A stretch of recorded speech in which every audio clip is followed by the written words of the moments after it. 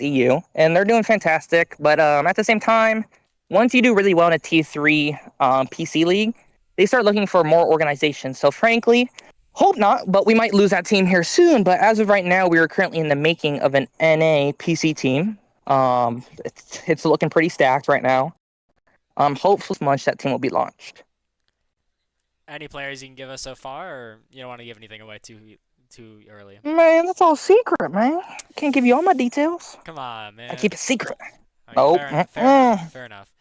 Okay. And then what I would say is, do you have any other teams in like any other games, or are you What do only you mean? the R6 org? You know, or do you have like a COD team, like a So we have an any? Overwatch team that's currently in playoffs in a league. They're doing fantastic. We're currently in the works of an Overwatch, not Overwatch, sorry, Rocket League team, and they're currently competing. We used to have a COD team. As of right now, they're on hold because we want to. With our COD team, we really wanted to expand them to a LAN, but currently our focus has been on so much other things that our COD team's talent is getting wasted online, and we really want to send them to a LAN. Mhm. So as of right now, they're on, like we call them a hold. So besides that, we got an Overwatch. Summarize it all. We have an Overwatch team, a Rocket League team, and a COD team that's put on hold, if that makes sense. Yeah, I got you. Um, let's talk about the future of Wild Boys, though. You know, let's look a little bit farther in there. Do you plan Yeah, on absolutely. adding? Do you plan like for your teams? Do you plan on adding more? Do you plan on Uh, adding less? Is there any real plan you have yet? Believe it or not, we are trying to get out of the R6 console scene, not entirely, but to cut it back to almost 3 teams. So with console comp, frankly, as everybody knows, Ubisoft has pretty much given up on it. And it's sad to see, but there's no profit. There's literally nothing in console comp besides passion. And as you've known, a lot of other orgs have decided to leave. Well, with our big presence, with currently in the R6 console community, if we were to leave, that would hit heavily. With sponsors wise, hell, entries wise, things would definitely go down. Hmm. With that being said, the future of Wild Boys isn't, believe it or not, is not with esports. We are moving into game hosting. So before, past a long time ago, before I even ran an organization, I ran things called ARC servers. You guys familiar with those? Not entirely. Not Okay. sure. So back in the day, when 2016 to 2020, there used to be ARC servers where you could join and play, and it was when ARC was at its peak. Well, I owned 3 of the biggest NA ARC servers. I made around $100,000 through donations hosting ARC. Well, ARC died, so I had to move on, hinting why I moved here. Well, our future for Wild Boys is to, when GTA comes out, we have a roleplay server. You guys familiar with 5M? Somewhat, yeah. I've heard of it. I would just Okay. explain to the audience sort of what that is, though. Okay, so 5M is a GTA 5 roleplay. It's when GTA first came out, it was everywhere. That's all people streamed. Pretty sure Kai Cenat, Phantom, and all those guys, they did like a little roleplay scene here recently. But and same with Aiden Ross. Every big streamer you've seen it do it at least once. Well, with GTA 6 coming out, it's probably going to have the same reaction. When GTA drops, it's going to be the game for the next 3 years. That's all what everybody's going to be playing. It's going to be the only game that's going to be streamed. And at least I'm going off of what we saw from GTA 5. Well, what we plan on doing is I've already contacted some people, and we plan on buying 100,000 person server. And with that, we're going to start hosting through it. Okay. So with GTA, we plan on making a huge profit through the 5M community, expand into ARC2, and expand it into different games through game hosting. And then from those profits, we'll relate it back to console and try to sponsor more, make bigger prize pools, and make it like an ecosystem, if that makes sense. Like kind of like a economy, you know? Okay, yeah, I get you. Um, Yeah. yeah, that's a crazy thing to go from, though. Was there I any don't major moment where you just realized that Console Cop wasn't gonna do it, and you just wanted to try to expand a little more, or is it just a gradual thing? know. With this is, no, with the listeners listening, don't take this in the wrong way.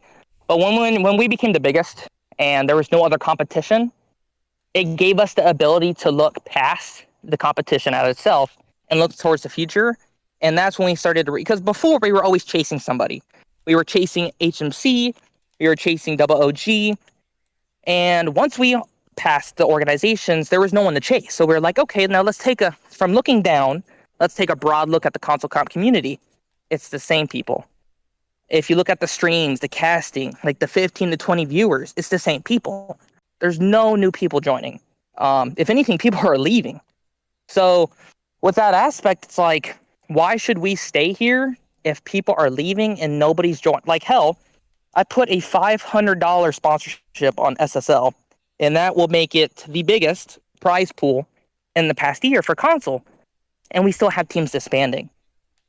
And it's like, seeing that, it's like, after we gave almost $1,000 for a sponsorship, there's nothing we can do to change it. So that's why we, want to get out of the scene, if that makes sense. That's fair enough. I mean, I get that. It's at the end of the day, you still got to think somewhat of a business mindset as much as you enjoy it, Absolutely. I get that. What I would say then is, do you ever plan on trying to develop console in terms of media presence, or no? Do you just want to just sort of leave your three So teams I always have what they are? so I always have a love for console. With that being said, if we ever become bigger, and as of right now, we are doing very well. And with that comes content creators and people. Well, if we keep growing as the size that we are, and we keep doing it smart, I hope to bring back high-level creators to console and give it the love that it needs. Because if you really think about it, hell, look at the Call of Duty scene. They have esports for console. I mean, so does Apex. When Apex was popular, and if Apex and COD can have it, why can't R6 have it? Yeah, it's like, okay. It makes no sense to me, I mean, yeah, I get that. It seems that that's a very common path. Is if you don't retire in console siege, there's so few people that come in, and it's not sustainable. Oh yeah. At least for now. And I've also noticed that, believe it or not, everybody in console comp is an unk. Everybody started off young a couple years ago. Everybody was like 15, 16. Well, since there's no new players, everybody's 20, 22. Everybody's old. And it's like, now people are starting to go on with their lives. If they're like, okay, console's not going anywhere, it's time for me to become an adult. With them leaving, you're only losing players, and there's no new, younger players entering the scene. So who is going to take over when people leave? I mean, yeah. Like, for example, Sizz is leaving. Who's going to take over for Sizz? I heard Spray, you're going to be doing that. But when you leave, who's going to take over for you, No leaks. Oh, shit, my bad. You're good. No, you're good. You're good. I'm just joking. It's fine. My bad. I either had that cut out or approved by Scissor. I mean, it was going to happen eventually. So it's just been kind of wanting to step back a little bit, so. Yeah. Yeah, so with people leaving the scene, I don't see people replacing the people that are leaving. And with that happening, eventually, console's going to die. And I don't know how to fix it. I put money down. I've recruited teams. Hell, we've made very good incentives. We've told teams, hey, if you promote us, we'll pay you more, blah, blah, blah. And they'll promote us. I mean, believe it or not, if you look at Snoot, like the Obey Boys, if you look at their Ubisofts, they're all named Wild Boys. And they get a whole bunch of media attention. But again, that's not bringing anybody into the console scene. Because people don't take it serious. When Ubisoft came out and said, hey, we're not sponsoring console, everybody was like, what's the point? So it's just, it's a never-winning battle, if that makes sense. Yeah, the biggest thing is also with the addition of tournaments. I mean, tournaments have been going crazy recently. I mean, they're starting to slow down again, but I mean, tournaments kind of take away from the comp scene in general. The leagues, because I mean, I see a lot of teams they only do their games during the weekdays. So on the weekends they can do tournaments Friday, Saturday, Sunday, and so I think that just pulls teams away, and with bigger content creators like Jinxie and Richie and all of them playing tournaments only, that entices the newer players to go to tournaments. They don't try leagues out first at all. They're more enticed to go tournaments and go for the big wins on the weekends compared to playing a couple weeks, and then that's just how it is nowadays. See, if you have a good team, you can join multiple Discords where you can have a tournament literally Monday, Tuesday, Wednesday, Thursday, Friday, Saturday, Sunday. And if you're a good team and you can win, you will be making at least $4,000 to $5,000 a week. And let's say if you win one tournament, right, $1,000, you won one tournament in a day's time that you would have won with a league, what, 3 months, 2 months? So when outsiders are looking at it, it's like, should I play a tournament that I can win, what, $1,000 in a day, or should I play a league that I can win $600 in 2 months? I mean, if I was a young kid, hell, I'm winning $1,000 in a day. So one thing I've noticed is older people like comp because it takes time. It's not attracted to the younger audience as a tournament attorney is. But the way that is set up, it's going to take way too long for console comp to get bigger, and it's just going to die. It's going to outlive the game. So, like, for example, Scissors League to only have 1,200 people when 21 million people play console. Like, and Scissors is a great league, and to see that, it's like, it just sucks. It just sucks. Yeah. So, everybody wants the fame. I mean, I tend to agree. Have you ever, honestly, what I at least look at is, if you look at your rush, I feel like that's almost, if the prize pool could be a little higher, that'd probably be the perfect in between. I think that would very well come. Oh yeah, but the thing is, we can't put it higher because then you're killing other teams' wallets. People can't afford it. Like, frankly enough, what I've noticed with teams is, an attorney, you'll have each player put in the money. With leagues, I don't know what it is, but people won't take, hey, give me $5, hey, give me $5, hey, give me $5. It's always one person pays. And if that one person doesn't pay, the team won't sign up. So that's why, for example, if you look at Champions League, there's 76 teams, and I'm pretty sure only 20 paid, if that. Yeah. So it's like, do you ever see trying to turn Wild Boys, or at least the current server, into more of a tournament server? So we thought about it, but with our future into game hosting, we thought it would be too much of a responsibility. So we made a current league called THL. It's a PC league, and with that, Wild Boys Rush, it's too much. We don't want the main server to be overflooded, if that makes sense. Yeah. Because we don't want people joining just to play a tournament. We want them joining to enjoy the organization, if that makes sense. Mm-hmm. So with game, go ahead. Go ahead. Oh, Go ahead. okay. Talk about Wild Boys Rush and stuff with your leagues. So when is you want to tell the viewers to know a little more about that? When your league's starting up again? What's coming up with that? So we're currently talking about sponsorships. So as you said before, I can't leak anything. So once it becomes official, we'll announce it, and then you'll know then. But as of right now, I can't give you an answer. All right. So that's fair enough. Okay. And then, this is more of a. Do you think that, like, have you ever, in terms of like the actual money that comes in, how much of that is from? I suppose how much of that is from console, if any at all? Actually, all of it.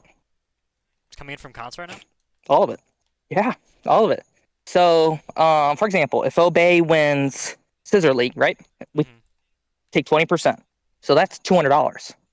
And then they just won Champions. Let's say they won, again, another $1,000. That's $200. So that's $400 in a week. So we also have sponsorships. So people will pay us just to pay us. Like, just to say, hey, we like how you're doing things. Here's some money, and use it as you can. And then with our ownership, we also take a percentage of every owner of Wild Boys. So, for example, I'll pay 60, Toxic will pay 60, Knight will pay 60 bi-weekly. So with everybody paying money into the organization, it keeps the organization afloat, and we also have our own bank account that has savings for the organization.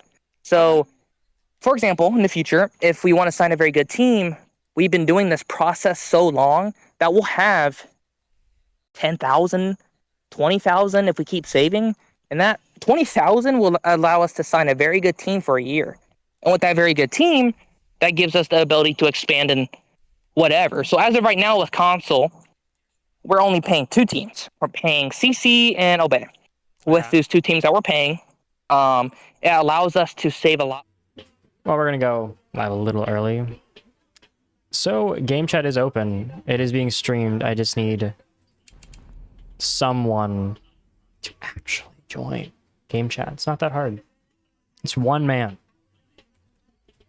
But apparently team captain can't hit one button to go to game chat, so Instead, we twiddle with our thumbs.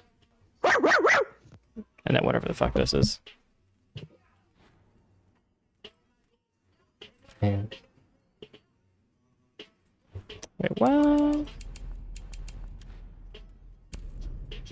Don't tell me I can't.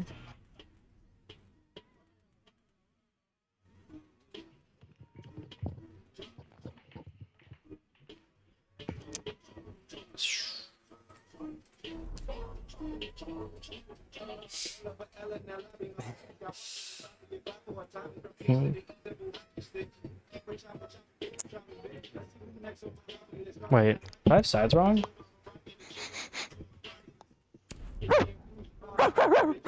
Good talk.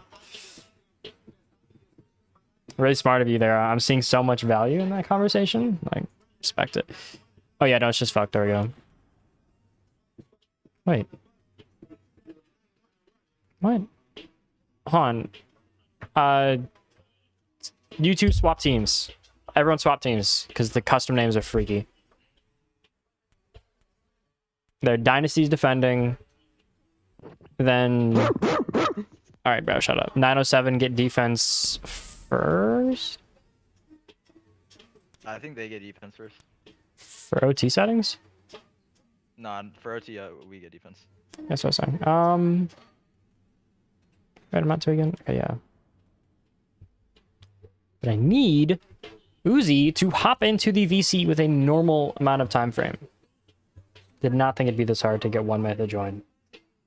If not, we can just jog it, bro. We can play the game. Whatever. He doesn't get no questions, I guess. Oh my god, finally. Alright, we're all here. Yep. It took a while and half a decade. Yeah, ask Impulse that. But let's ask some fun questions because, you know, why not?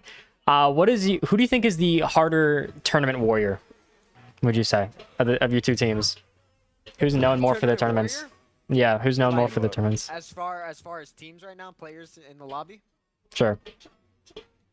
B would and all them, but I mean, I'm pretty sure Hey, Vux bro, was this there isn't when a, we this beat isn't an Order. eternity though. This is league. This is something different. Oh yeah, I'm aware. This is league. No. We're known for league. We're known for going undefeated and then beating the Order in final, or FVR in finals. Yeah, no. Let's see how well that ends. Beating the Order, and then Jeff Sicko comes back We on the beat super Order, team. And then we beat FVR. Yeah.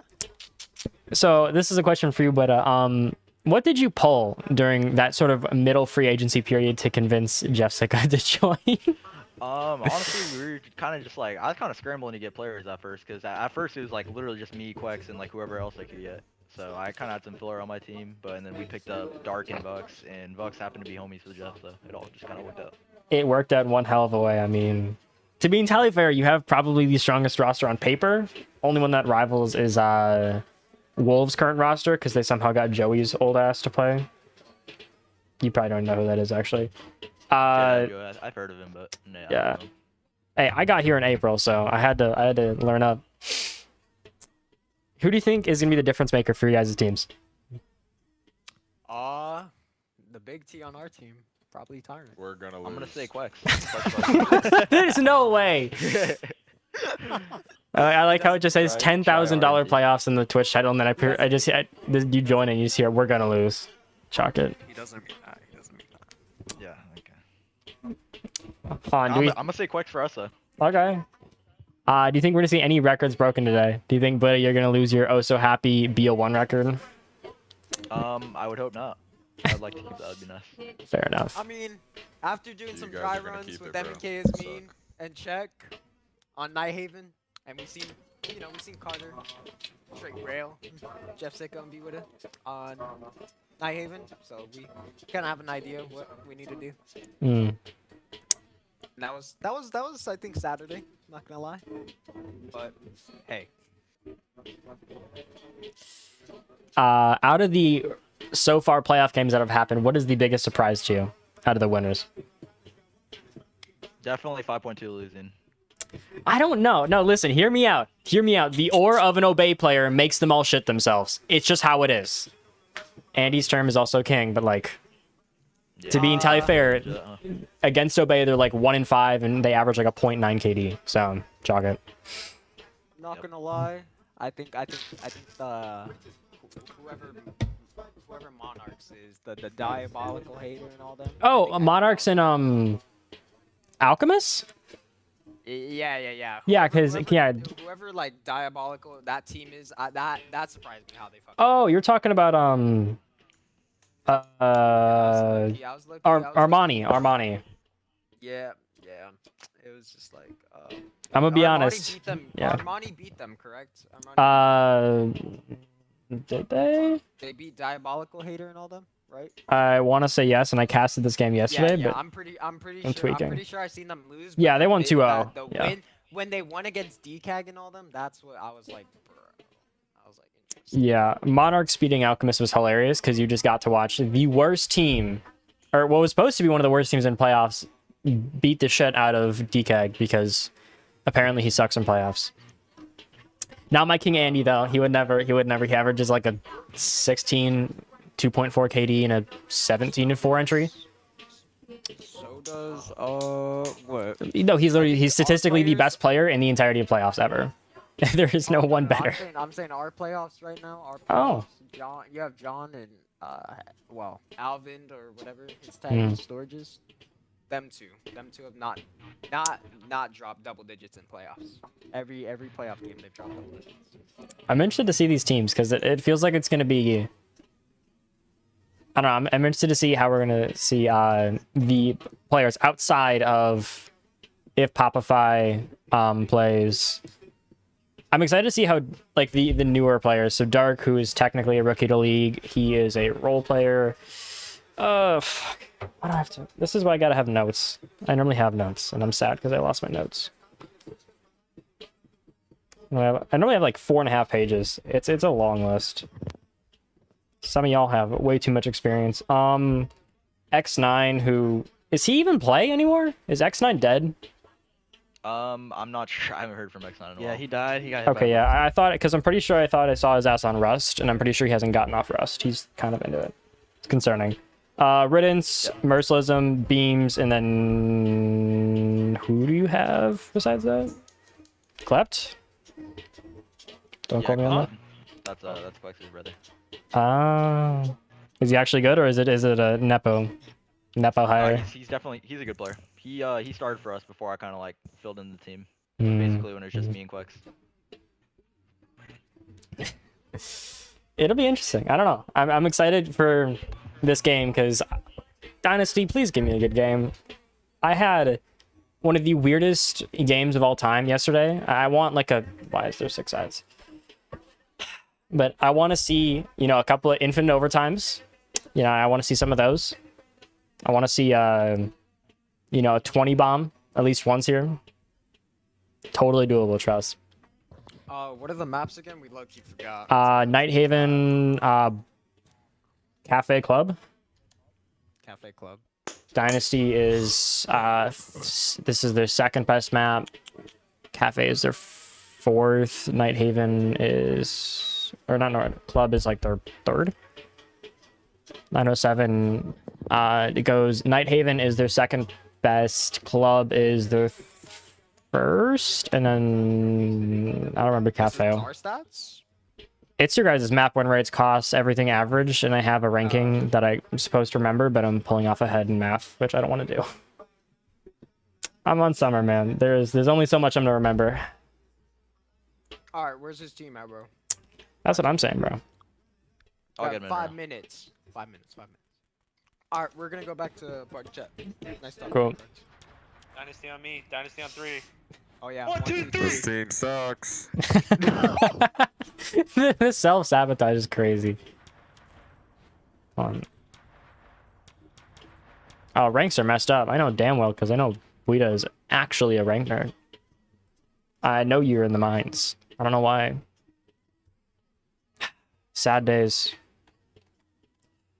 Well, we got a little bit of time. We can at least have our map intros here. You know what? You do love it. You probably seen it play a little bit too much in playoffs. It's Nighthaven.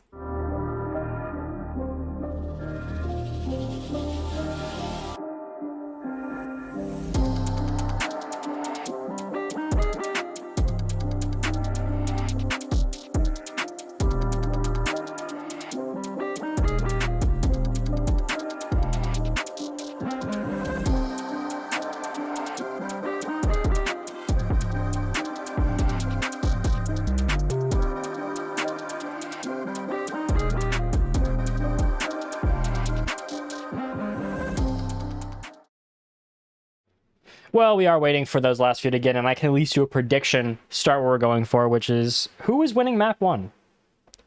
Everyone's excited. I think this is arguably probably the most hyped up match. 907 is what is supposed to be the bowling ball of a team, the true battering ram, the what 5.2 usually is during the regular season. I mean, you have Popify, Vux, Quex, should be a relatively good roster. Buddha is also there, being kind of the man in between. Can kind of be all over the place. We will see.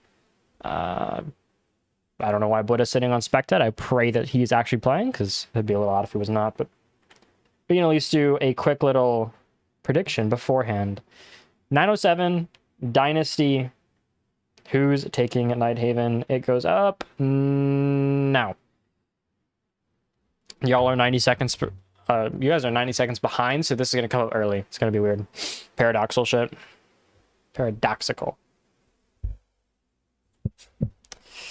I need Buddha to actually respond. My king. What's the holdup? I'm on mute, by the way, so they can't hear me. What's the holdup? Cards? Holdup?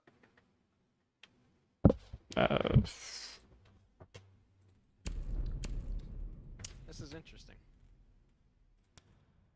Because Buddha's on Spectate? Yeah. Didn't know he was casting with you. Yeah, no, I didn't know either. Bit of the spur in the moment, so I guess we're gonna have to wait this one out. I want to see predictions for the. Let's see the social predictions. Let's see if we can get some tomatoes thrown at either team. Oh, yeah, no social predictions. We seen the pool. Our team. Oh no, I got channel predictions too. You get to maybe get double blasted. Oh, okay. We'll see. Let's see if we. Yeah. See if we Holy shit. Okay, yeah. So some. Who has 2,000 channel points? Who's actively watching enough to put 2,000 channel points on 907?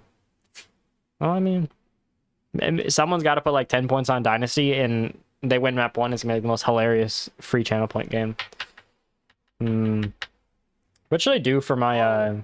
By the way, cards, just so you know for the future, we go down 0-3 on defense, we're castle glitching. There's no way. All right. We're actually admitting to hitting a server, bro. Domestic, bro, casting terrorism is not what I... Who just said? Okay, yeah, no, chalk it. There's no way someone came in to hate. I hope you get cold Popeyes again. Actually, I had Popeyes again because it was leftovers, but like... That's some D1 hate. Hey, there you go. There is 40 points. The odds are 1 to 50 on Dynasty right now. That is hilarious. 1 to 50 is crazy. Dude. 98% win rate chance on the social so far. Dynasty, how we feeling? Strong, invigorated, hopeful.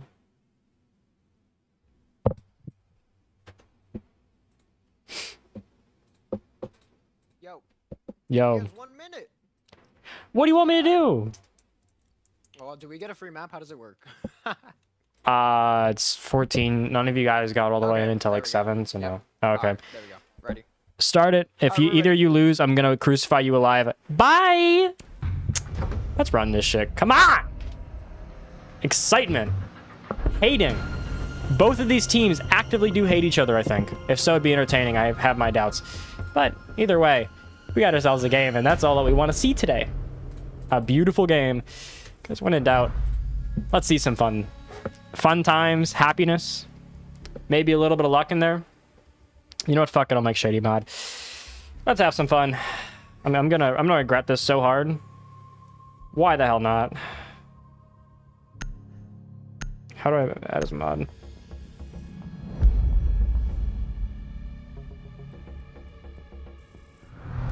Well, I just gave Shady mod. Shock it. Everyone's about to get banned from the stream. I'm pretty sure I feel unsafe as the streamer. First ban's got, you see the Ashe, or not, excuse me, not the Ashe, the Ace and the Izami. At this point, I think they have the highest ban rates in console by about 4%, which is a little absurd. That's saying that Blackbeard still exists. His actually diabolicalness is enough that it doesn't matter. Ace is still that banned. It's crazy to me. We do see the Cade go on for the defense. Once again, very common for the basement sites. You want to keep your hatches. Well, if you're the Dynasty, you do want to keep them closed, but 907 would prefer to open that shit up. as Cardi would say in the pits, or maybe Travis. I've been to both, honestly. Yeah. Shady, if you're modding, though, I do actually want you to clip shit because I can't think of clipping and casting at the same time. We're looking at 4 pages of notes and trying to look at stats.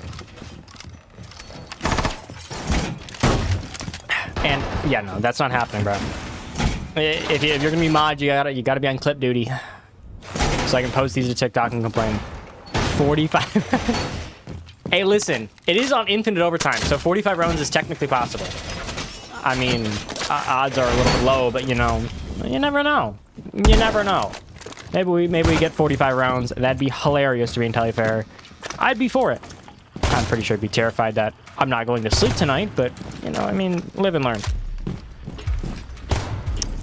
It's a good day for us all. We get some playoffs. This is the budget NFL Sunday you get.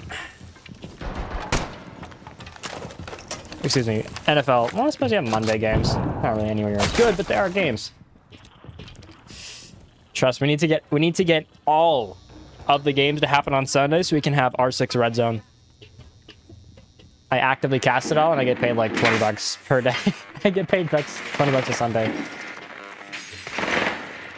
Good, at least play some bucks here to get themselves that first bandit and get the mirror. That's a quick little 1-2. You do want it somewhere, but still gotta have something done from Witta, which should be the wall.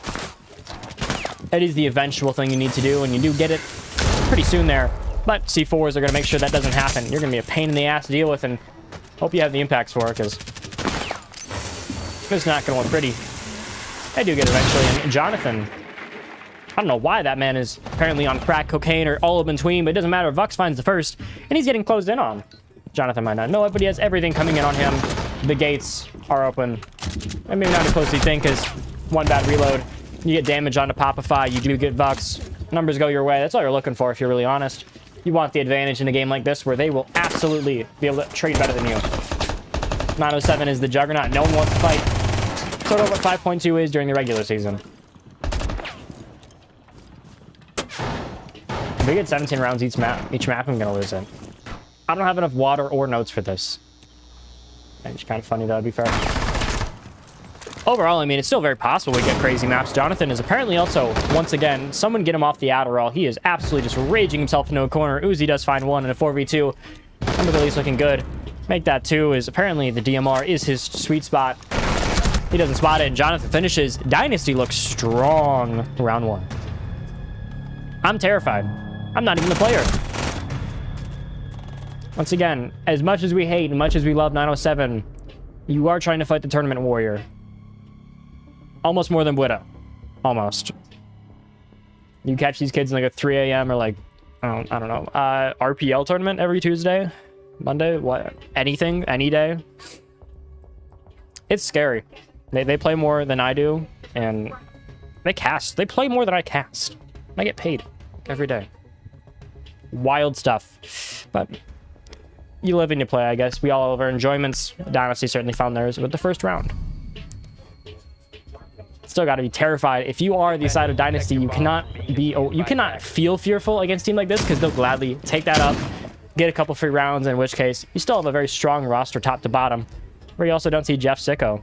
The man who's arguably the biggest pickup in free agency. It does go to 907. The Juggernaut grabbed one more piece to add to its ridiculously large puzzle. Problem is that we don't see him today in that first map, which is a little concerning. You'd hope you want to see him. Hey, but maybe we see him in semis or finals. That would be a scary connection. If you don't dream about the Witta, Popify, Vux, and Jeff Sego connection, we cannot be friends. That's some beauty right there. That's what I pray for at the end of the day. Because, I mean, tell you fair, superstars don't hesitate to grow on trees, and then you have 907, who apparently have 12 of them. 5.2 don't count. They're regular season warriors. They sniff. They have the aura of an Obey player in their direction. They collapse. Harder than 95-year-olds that, I don't know, when they fall down the stairs. Hey, but maybe we don't see the same thing from 907. A team that is meant to be everything, the chosen child, in my opinion, of playoffs, but not the start you'd expect. Still got quite a bit of time. It's only round 1. There's still a lot you can do. Gotta be very careful, though. Dynasty is so smart. Too smart, excuse me. I mean, I think they certainly have their merits as a team, but you're trying to beat a very, very good team. I don't know what the plan is here from the Fenrir. Maybe he has something in mind, but he's putting himself in a situation that is a death trap, and he doesn't even know it. That's scary. Well, if you're this Fenrir, he doesn't know yet, but we get to watch and lurk and see, is the first pick going to go your way? It certainly could. All going to be down to some good droning at minimum, and you do at least find the pick. Got a little bit of a pre-fire because there's no way in hell he's running away that fast. Popify at the end of at the other side of the gun. He might have his issues, but Popify goes down to fall damage. I've seen this twice in playoffs, and it's also been back-to-back, I might add. Happened yesterday, and we all have our issues, I guess, is what I'd say. Some, maybe a little bit more than most, but live and learn. Or in this case, live and realize you have one of your Hall of Fame players down on the ground. And Vux goes down to Tyrant. Once again, at least looks like the plan for Muzi was to say Tyrant is going to dominate this game, and so far he's at least shown out in a good manner, but it's only one round in. Should be two here. It's still, I think, within reason. I think you do need to see players like the rookie here of Dark in league kind of step up. They don't generally play a lot of BO3s. They play maybe one or two. BO5s are kind of unheard of. Most. So when they get to this longer game, these bigger mental moments, this is where you're going to start to see that rookie sometimes shine in. Yes, there are some slight differences, but it's not large enough a lot of the time. Quex pulls, I'm assuming a 360 on his opponent, because apparently Tyrant's going to fall for it. Sadly, I don't really think this is a Fortnite building contest. Movement is not the play. So I need to outgun the man with a shotgun in hand. Very terrifying one at that as he gets the down. Let it kill. Popify at least finds something for his troubles in a 2v3. Plant can go down here, but you got to worry about the man below. I don't know how they're letting Jonathan get where he should be. You need to get your body up here. You cannot give Tyrant, God forbid, any more kills. The post plant is not the play, but he might be able to get the body. There's some serious struggles getting there, but he does find it. This also means that we're going to see a post plant 907. But you have to go for the drop because apparently Jeff Hardying this is the way to go. Proven not. One finds a kill. And we end in a very, very normal way, I think. Hey, abnormalities aside, both of these teams are very, very good. They're very known for their tournament play, but they still have a lot they can bring to the side of the table. And you got to remember that. We could very well see a lot of different strats. I think that's going to be a fun part, is uniqueness, different styles of play, and this should be a more aggressive game overall, as both these teams are based in tournaments. Those are always normally leaned towards aggressive, aim-oriented play. Could certainly benefit both teams, because it's really just a who outguns who.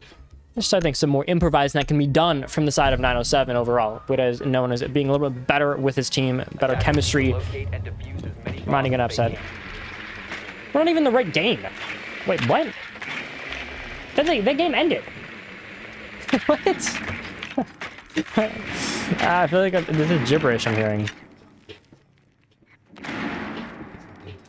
Hey, but we'll see.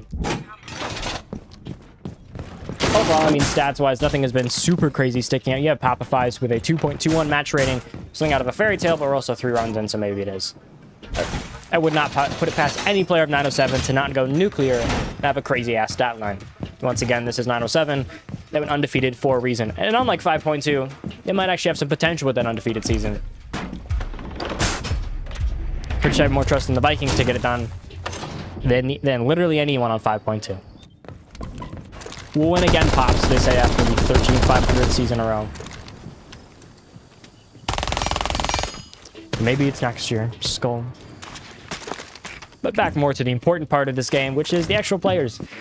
There's at least some good entries being spread around and being mostly controlled by 907, which should no one's surprise.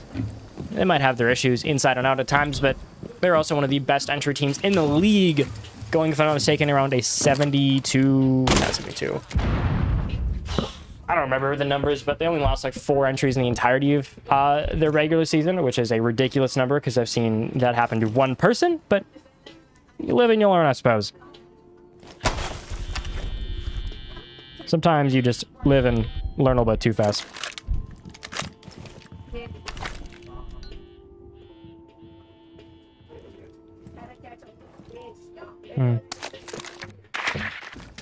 Overall, a bit of a slow start, but that can happen at times. 907 love to sometimes run that slow game, let everything get into the right place, then pounce on the enemy. They've done it a lot of times. They've done it in the regular season. They've done it against even the best opponents. No reason it can't happen tonight against Dynasty, where we start to see them slow down a little bit, go to a little bit more passive play style, waiting for that one moment, waiting for the gap that they pretty constantly find, to be fair. Thank you for the follow, Shucks. Apparently we got some other opponents in here looking at their players. See Dark and Quacks find a quick 1-2. Dark, the newest player on this team. I'd say you're going to see him as more of a role player. Talent finds at least one. Try to keep the numbers close. But if we're going to see Dark pop off here, we're going to need to see him either excel at his role or go at a level we've never seen, which is outside of it. Vux finds another. Don't give him the S2012. There's a reason to use it all the time. He's going to find every single pick he can get. Quacks grabs one more. Once again, I think you're starting to see the steamroll and the momentum of 907 start to carry itself. This is where you run into issues. You cannot give them too much momentum. Also, if you join late, yes, there's going to be mid-roll ads. I can't do anything about that. Watch them during the map breaks, folks. I can't do anything. That's why there's map breaks. Y'all get ads, so I don't have it mid-game. And then I can do production and notes because, yes, I have notes. Not chalk it. Just Dokkaebi and Mira, once again, very standard bans, very cream of the crop, expected at this point. I think the eyes of Dokkaebi are a little bit more interesting. Oh, it tastes like shit. But the side of Dokkaebi is certainly more interesting because we see a lot more from other bands. We normally see a Monty, you could see a Thatcher, you could see another hard reach brand like the Thermite, try to make it slow. You don't always see the Dokkaebi. It is still a good ban on Nighthaven. When you ban it, you do generally have a higher win rate by I think about 5%, 3%, something in that lower range, but it is a viable ban, and it is not bad by any means, but it is irregular. I think that it's fun that we're going to see something like that pulled out from Dynasty. I think this also means that we're going to expect to see a very hard and aggressive roam from Tyrant and Uzi. To no one's surprise, they love to do it. They love to try to run over a lot of the teams with their hard roams and delay as much time as they can off the clock. But you're doing that against one of the best teams we've ever seen statistically. That is a very bold strategy, and I respect the play, but I question the efficacy of such things. You're trying to roam against teams that are great at roam clearing and some of the best players in the entirety of console. Blazing aside, there is statistically a reason Buddha has won a BOGO 4, and his team is still considered one of the best comp teams almost every single week and Sundays. They might not win all the time, but I think they have pretty consistent top 5 placements. If I'm not mistaken, they're one of the best teams at placing those top 5s, top 10s. There's a reason they got the BOGO 4. I think it's only a matter of time before they find much more success on the attorney side. Shots aside, which apparently seems to be quite a few.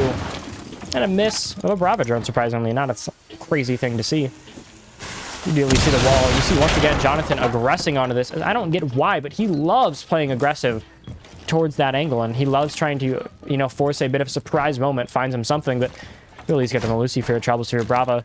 You have a lot of drones coming up one area here.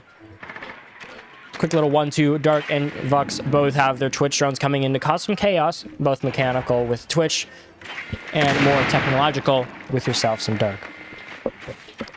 Once again, they're very commonly playing drone ops, not normally 2 at once, but too much intel is never really a bad thing, and it's not really a common thing we see, because the drone economy of 907 is generally very, very good. But it's always a good thing to have more intel, have more to work with. So it's never like something you're complaining about. Quacks finds what should be the first, and a very, very slow start so far, as both teams sort of just get their footing at a little bit of a slower pace today. That can always happen with teams, and we've seen it a lot in rounds like this. Impulse at least ties it back up, which you want to find Witta. Problem is most of the utility's already gone. The lurk is already coming, and you might not expect it. However, Vux, Impulse do trade shots. No one gets the clear winner of that fight. Still a pop fight on another front, also fighting his way in. And Corrects on another. Very split push, all 3 bodies, hoping to find something. Vux at least finds one with his. There's a lot of pressure coming towards him. Popfy is looking for a swing here. Probably see if he can find 1 or 2. He's trying to systematically clear, get himself some better angles. You at least get the down. Vux finds 2, and so far he seems to be the driving force, but taken out by Uzi. Once again, no team can feel too safe. Quex finds another one. This man on the Ash is insatiable for some kills, but in a 1v1 it can still be very winnable. Both teams are very low. Aggressive swing, and gonna come down to a pistol out of all things. Gotta be perfect here as And the room for error is bar none, and you really want to get the round here if you're Dynasty. You don't want to give too many shots up. Cannot let a team get too much of anything. Uzi, though, long-range warrior playing up the Charlie Worley method, which is use that Legion shotgun. Gets an even 2-2. When in doubt, expect it with the Legion. At this point, it's more concerning, and not Charlie Worley did popularize it in a league, at least. Yeah, I mean, there's only so many people that can rock the highest global KD, which is a 1.7 during the regular season, with a Legion shotgun mostly being the reason for that. Hate what you will say aside, hate his voice maybe, say he's a squeaker, but he's really good with the Legion shotgun. There's a reason. It's worked relatively well pretty recently, and so far it's gotten his team very, very far. We'll see what Redemption does. Maybe next season, under the new name Wild Boys, Cody announced it so I can say it's 6-7. Yes, that is the actual team name. I'm not mistaken. I'm actually very interested to see how that plays out. Cody as the rep.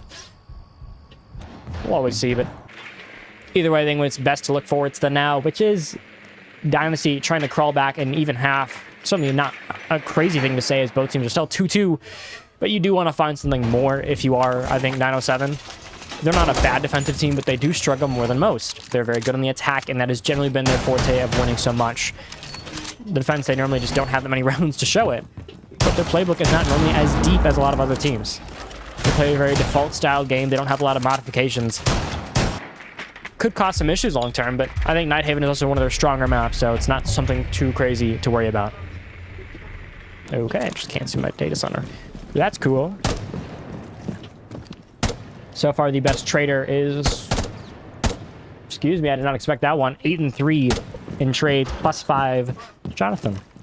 Maybe not the man you'd expect to be a crazy trader, but... You'll take what you can get.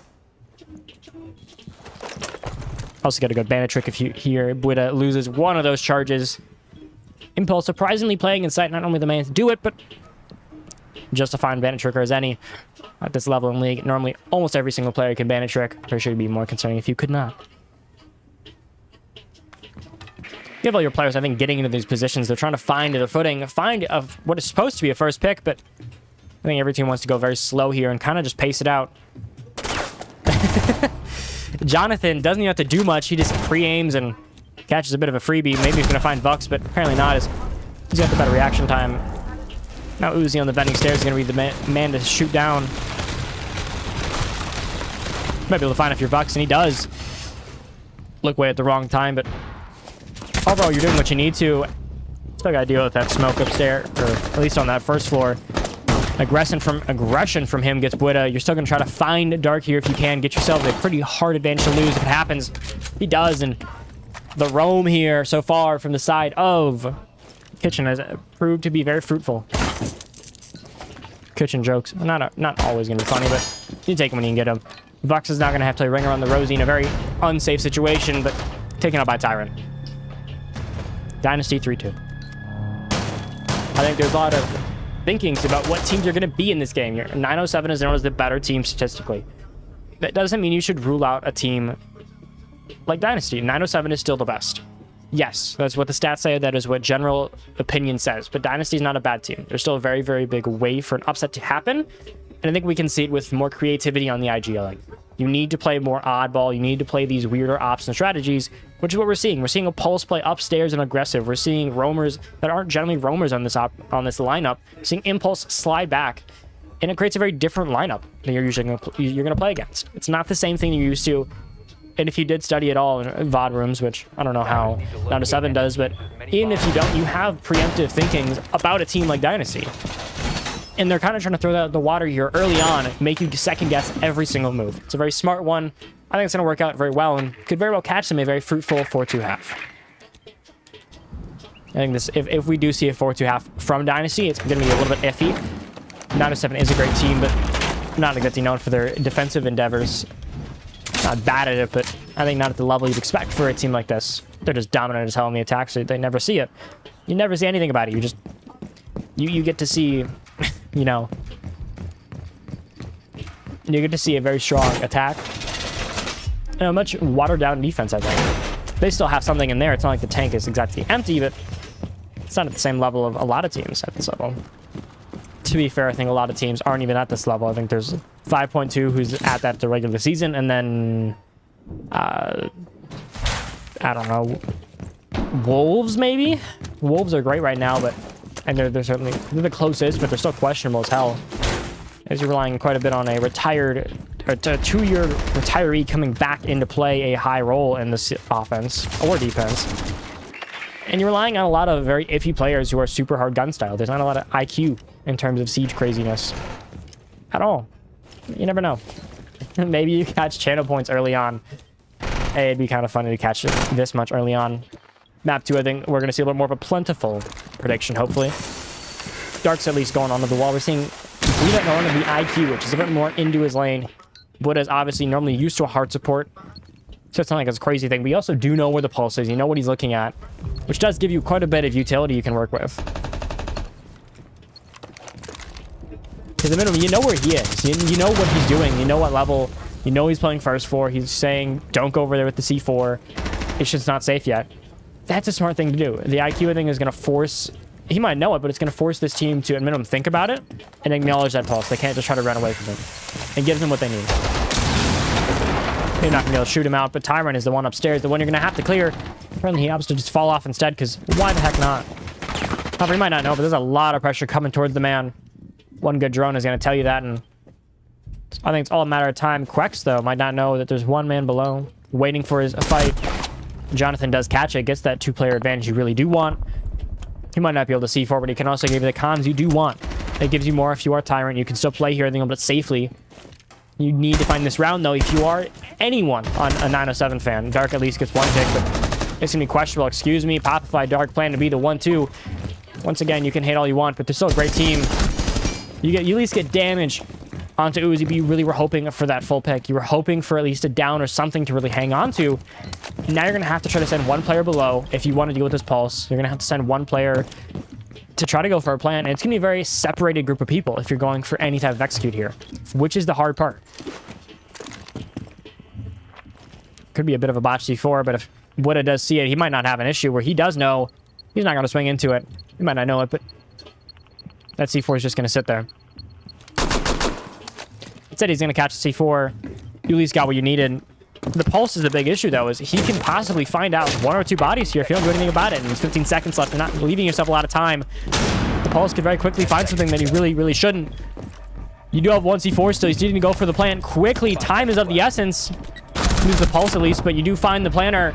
And it might not matter as somehow Dynasty use their numbers, use that time just right, and they're trying to 4-2 half.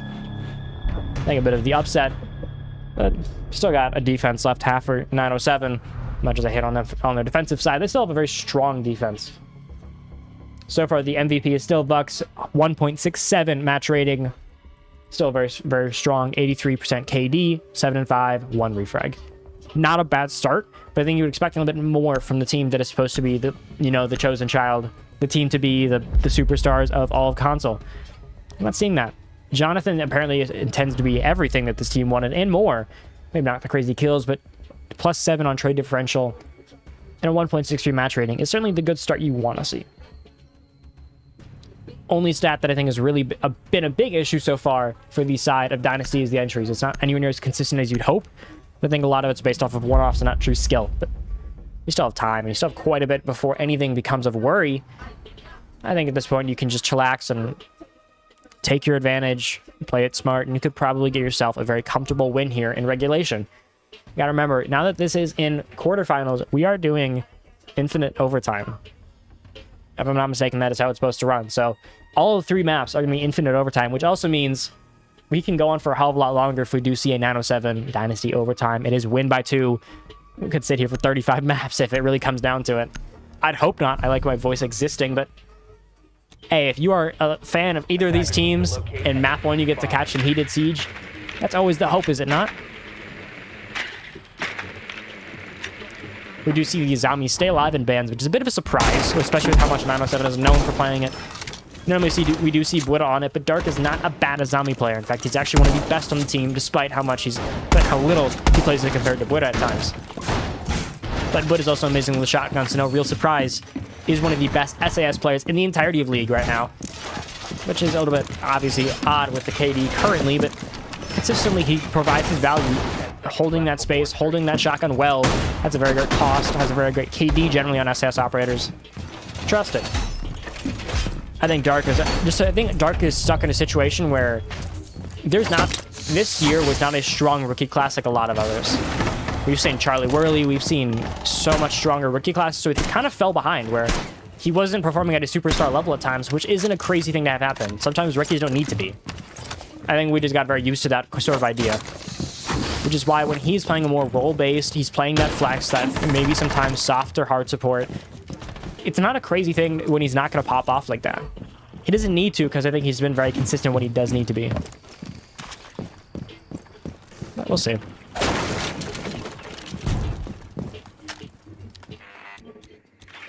Overall, I mean, I think there's still quite a bit of hate you could obviously put onto a team like Dynasty. They have a lot of issues sometimes with choosing the right execute and taking too long.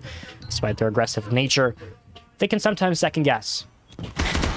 Sounds about as ironic as it does get, but the team runs a little bit odd at times, and well, it's rough around the edges. You do see, I think, a lot of really great play.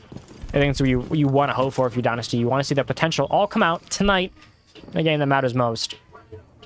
Yes, I have Uzi out of all people playing. What is the recruit? Not generally the player to person, or player to play it. I think he's sort of fallen to his own here, going 6-3. He's fine with playing the more aggressive role, and I think that he himself feels more comfortable in a role like that. No real reason that I think they're crazy for not.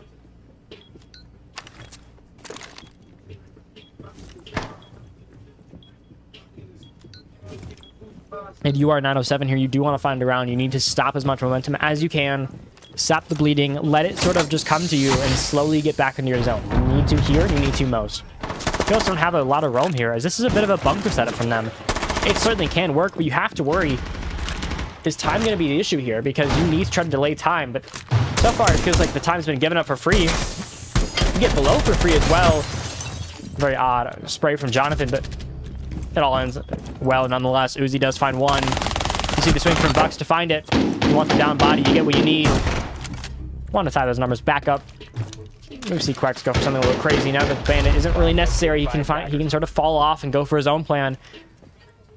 Be the annoyance that he needs to be. Maybe he wants to be. A little bit of both, possibly. Tyrant is also going to be the man in front. One you have to worry about, but apparently there's good trades coming out. Popify grabs one, but traded right back out by Jonathan. 3v2 for Dynasty. Make that a 3v1 as Jonathan finds another on the Quex. Buddha in a 1v3. Not the numbers or what you hope for, but it's still very possible to win. We've seen people like this pull off. We've seen Buddha become that superstar, that X factor in teams, which you want to see every single round in every single game, but with time low, it's still very possible. A miracle, a hat trick, but instead taken out by, I think it was a bit of a surprise, but Nomad takes him out, and Dynasty look lethal this first map. 5-2, you really want to hope for something more if you are that 907 fan, is you're not seeing the same team that truly dominated that regular season. The same team that is the best team in the league statistically, the team that everyone was scared shitless to play. You're not seeing it right now. You're not seeing the team that everyone was scared of. Seeing, I think, a much weaker team on a map that, to be entirely fair, is not one of their strongest. It's not a big surprise, but it's a bit worrying. Just as surprised me why they picked it is this isn't really one of their strongest maps. It's strong, but there's better ones on the board. I think that's where I'm a little bit confused with this team, is what was the plan. You're not a big roam team normally. So when you're playing a game like this that is not super roam heavy, but you know a team that's aggressive, why are you playing a map that relies on it so much? Go to the chalets. Go to these maps where the actual site is wider to give yourself more space to do your thing. Because if you're not going to hold a roam, you got to hold space in the site well. Instead, you're playing a map that I think is a little bit just, it's a disservice to the side of 907, even though they picked it. Which I think is going to become the issue long term, is you'd hope for more. You'd hope for anything besides what I think you're seeing right now is Dynasty looking like they swapped places with 907, and suddenly the team that was terrified, they're supposed to be terrified of, looks all too weak. And again, that matters all too much, is this is supposed to be sort of the freshman season for this team, as a lot of these players are either new to league or are new to this team. But it was only here so far for last season in D2, and probably the biggest improvement out of any player ever, I think, from a D2 to D1 jump up. A dominance at one time, and certainly showed out. numbers is still not what you want to see. Actually, everyone's numbers is kind of within reason. As the only player that's truly, I think... Am I saying that right?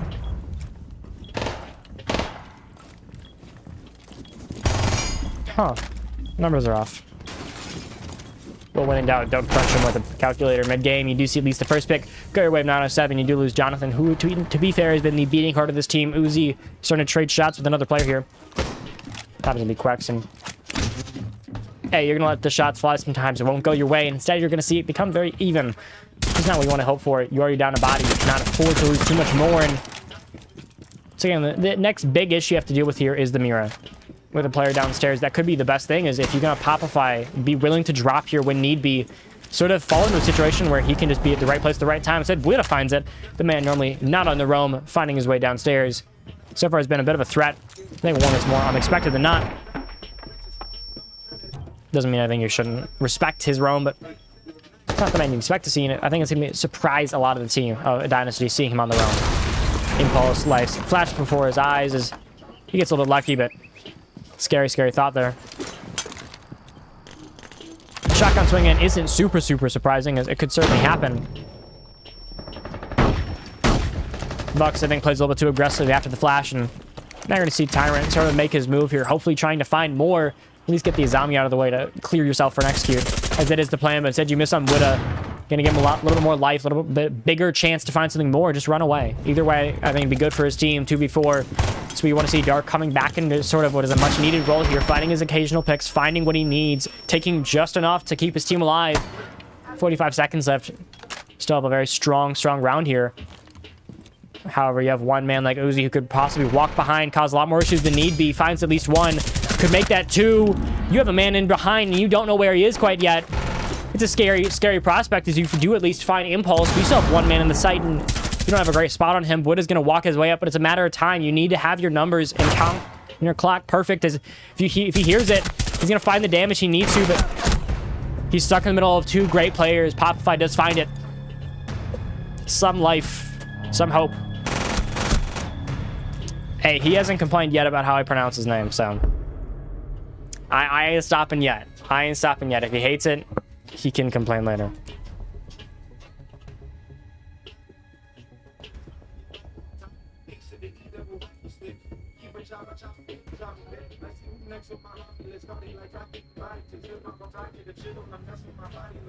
As we do wait for what is hopefully a short tech pause, I'll at least go over the players real quick and who has been super strong. It's not been crazy, but Vux seems to be the man that you need to have, the Hall of Fame player you do expect. The numbers aren't crazy, but I think you got to trust the process with someone like him. 2 refrags is still a lot, and he's putting in his value. But I know this might take a little bit longer than expected, and we're going to go to a tech pause real quick so we can get everyone just situated.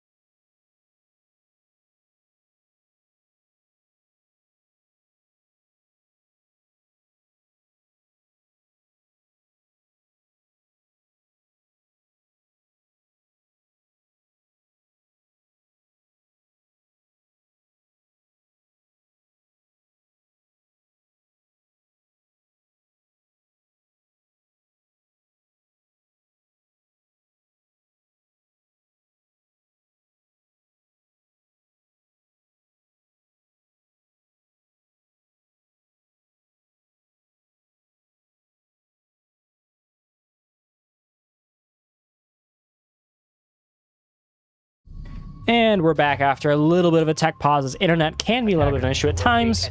We're back and ready for it, which should be at least a good half here. 907, I think, still have the tools to pull this out, but they're going to certainly have to show more from their toolkit. You're seeing the flashes. You're seeing what you want to see, but I think you need to see more. You need to see at least, I think, a bigger impact from someone like Dark, and I think you need someone like, see Bueta come more into his own. We've seen him, yes, have flashes and hold that space, but he's losing the ones he cannot afford to lose right now. He needs to be able to play his trades and become sort of that leader that we normally know him as, which is a big, obviously, role to fill, but I think if there's anyone for the job, it certainly can be him. Yeah, apparently we also have good connection so far, so if you're tuning in, it should be very, very crispy. YouTube is 1440p, I think, and then TikTok is 720p. Twitch is 1080p, I want to say. Twitch is max settings. I know that. It's maxed out. I can't do any more. YouTube is weird, but otherwise, at least a good start here. What you're hoping for, but I think, once again, this slow start can be very indicative of how rounds can go. Generally, we can see when these rounds do go slower, there's a lot of that can happen on the side. Apparently also Mozzie drama missed. I think a bit of a failure there, but a lone C4, maybe he's going to find you a little bit of damage and could be very close to a pick, but instead, you're left a little unlucky, as instead it's going to be one very low man. But hey, maybe you can hit him with one shot to the leg to finish him off. Maybe he gets that chance. We've heard a lot of verticality being put on the side of Vux and Popify, both holding it like a madman. Someone like Jonathan, I think, is not really in a great position to hold it, but he decides to go for it no matter what. Still runs in aggression from Dynasty, rewarded with 2 picks early on, as time and numbers are on your side for once. Now 4v3, a good swing from Quex and Bueta brings it right back, because once again, these games can feel so momentum-based within only 30 seconds. Teams will switch and swap sides. It feels like the aggression can be shown from either one, and it's at a moment's notice, too. Always keeps your games interesting and makes you on the edge of your seat, no matter how odd the numbers or odds look. As I think numbers can only make up so much of an equation with a team like 907. Overall, you at least have the passive kind of play right now where you do have even numbers. I think it's a bit of a shell shock right now for Dynasty. They didn't expect to have to deal with anything close to even numbers, being up 2 men. That wasn't a really big expected thing at all. You do at least get the wall if you are Dynasty. It's being done, and Uzi and everyone's sort of getting into that position where they're ready to make their move, but it's all going to be down to what should be a very, very odd execute. Is you might have numbers even, but I think time is going to be the all-knowing factor here. Is if you don't pull that trigger fast enough, you don't go down fast enough, it's going to really bite you in the ass. Maybe sooner than later, as all the players are all ready, and I think the only one that's going to be a big X factor here is maybe Alvin. I pronounced that so wrong. Forgive me, my friend. But you at least have the pings here. You know what's going to go on. Uzi is upstairs trying to find something. They have Twitch working his way down. All within due time is one good lurk here could catch it all, but instead it's going to be a bit of an odd prance around as everyone's waiting for their moment. But the issue is you only have 15 seconds left. You are Dynasty. Time is going to burn you down. Once again, the all-knowing clock is going to seem to be the biggest issue, as you won't be able to do anything about it. You find 2 picks quickly. Dark finds 1. Alvin with another. God, I can't say his name like that. Bueta at least finds a 2v1, and this one should be all but over, as you might have started shaky, but you look all but coming back into your own as Quex finds the last right before the end of the day and a game. And now you go to what is, yes, you do have a 1-round advantage, but I think the momentum has leaned all to one team. You had a pause. You had everything that should have been yours. Instead, 907 looks stronger than ever the longer you let him on this defense. I think this is where you need to take a timeout. This is where you need to do something to ice the clock and get rid of that momentum right now. A strong rounder, a shield rush could do it. A timeout could do it, but you need to show some type of force. We see the Blackbeard ban and Fenrir as well. And you got one Fenrir kill, got into the heads of them. Maybe I think of a bit of a blunder of a ban, because you're going to leave the Azami wide open for play. That I think is going to cause more issues than not. Blackbeard is always a great pick, in my opinion. It gives you a little bit more space, and it gives you some safety, which is always warranted. Who doesn't like feeling a little bit more safe when you don't have a shield running 10 feet and about to bash your ass? Always safe. Safety first, folks. Overall, I think the numbers still kind of tell a tale where everyone is so close, but some players are pulling slightly ahead. This one happens to be Tyrant, because apparently he's once again on something today. As Uzi has come back into his own, being a little bit slow starting, but hey, we like ourselves some risers eventually. That sounded so well, good lord. But I mean, you gotta work with what you gotta have. You're not always going to have every single player popping at the same time. You got to just make do with what you have. This case is a very, very strong roster. Just, I think they're all at very different points at this match. And I think in a match one like this, it matters so much if you win if you're Dynasty. 907, not so much. I think if you are Dynasty, you are the lower seed, you are the underdog. You need to have that statement early on. You cannot give them any room. 907, I don't think feel that way. Is they're still supposed to be the chosen child of this entirety of this league. Everything is supposed to be done now, and yet it's being done, I think, a little bit slower than expected. But you are the definition of what is supposed to be greatness. You are supposed to be the team that beats it all. Looks like 5.2 every single time. Consistent IGLing, leadership. You have great mental, great chem. You want to roll rivals. Everything is looking your way. This should supposed to be a puny opponent in your path, but instead they're putting up a hell of a fight. It does at least worry you, I think, if you are 907. I think they have the mental to handle it. They've gone against worst opponents. They've gone against much better. No need to fret yet. Once again, a very slow start as you are getting the basement open, and that is a good start, but we'd expect to see a little bit more close to site. We also expect to see a little bit more in general around the site, other than one lone Ash kind of roaming her way around trying to find something, but it's not all too strong in her favor right now. As everything feels like it's kind of just waiting for some moment, waiting for something to happen, but it's a big just kind of waiting game until that happens. Tyrants at least finds the first one there, getting Buddha. Always a good start, but immediately traded up by Dark. Once again, you can never feel truly safe in a game like this, because, good lord, are these some good aimers. That's why I always say be careful in those 1v3s, because they can still out-aim your ass every single time. And they will, pretty gladly, too. Jonathan at least plans to immediately blitz his way in as you lose the Blackbeard. Boo-hoo. I have another shield with a flash on it. One big flashlight, and what at least intends to be a very, very loud entrance, as you're very aware. You also do have the worst stop to go against here if you are the blitz here. You have yourself Quex on the Warden, who can kind of provide the needed alleviation of pressure that you want here. You are seeing at least Impulse grab the wall, maybe a little bit later than you'd expect. I don't know what the plan is, but I expect that he still has to play it as aggressively as ever, and he might miss the drone here as they just don't drone him. Maybe last second, but he won't be able to capitalize on it. Everyone's just waiting, I think, in a moment to make a move. You have someone outside that window waiting for just that call. And Dark being Taliaferro is kind of caught in the middle of it, where he could very well catch 2 or 3 bodies, or could catch none. Isn't really a great timing of when or what. But a run in at least finds you something, maybe. Instead of you're playing that good dancing and prancing, you're at least finding damage. You find the down, you find at least a kill before your troubles. Quex finds another, and maybe it was the expected way of happening, but Dark made the best of a situation that was looking pretty dire. Got himself a kill, some damage, and made this blitz not anywhere near as safe, as the Quex is still alive. Your Warden can still be your master. Pause. As I say that, Uzi takes it out, and suddenly this blitz can be unleashed. All just comes down to good timing, but it's a 2v1. All you have to do is not throw your bodies. Don't give this man anything. Jonathan should be done here, and you could have a tie game all is long, because you do nothing, and 907 pull it back. Once again, you start down.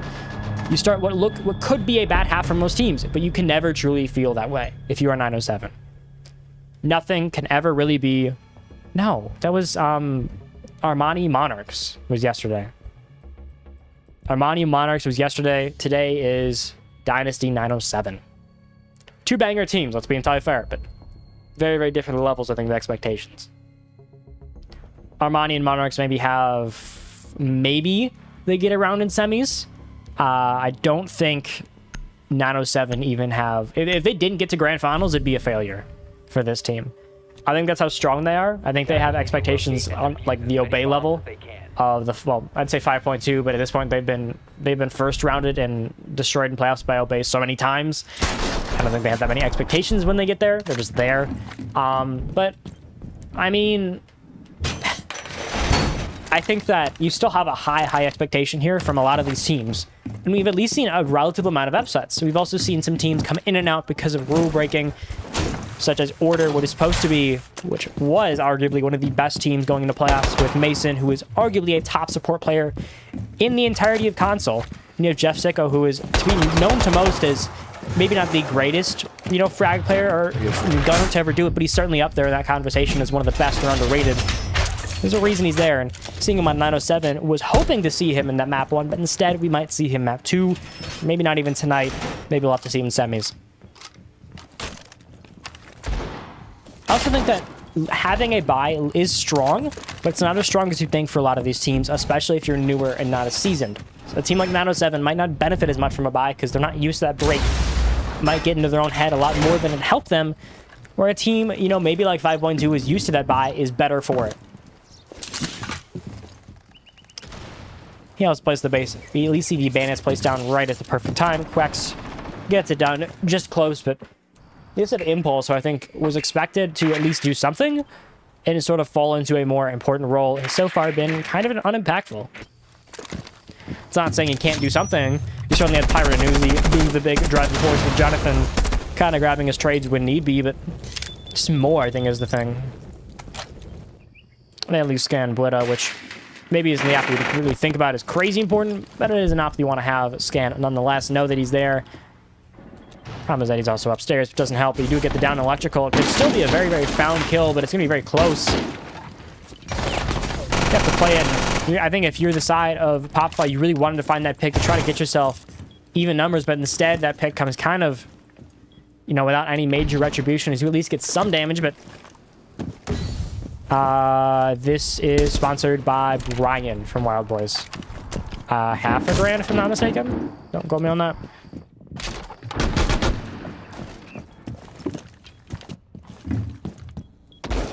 He's doing his own thing sometime soon, so we'll see how that turns out. But overall, you at least know the plan. You at least know where the Thermite's going to go. Now you got to run like hell as that wall's going to go open. I think Dynasty certainly have a lot of control, but Azamis from Dark are once again going to at least alleviate the pressure it causes, which gives you something to work with. Gives you at least that little bit of hope. Also, it's not turning these leagues in their last like 12 weeks, or 10 in total.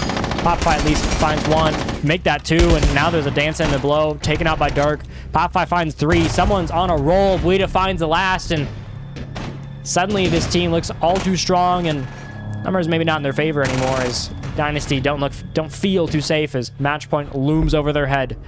Hey, but we can see in overtime, maybe we can see some hope. You never know, though. You can never truly know.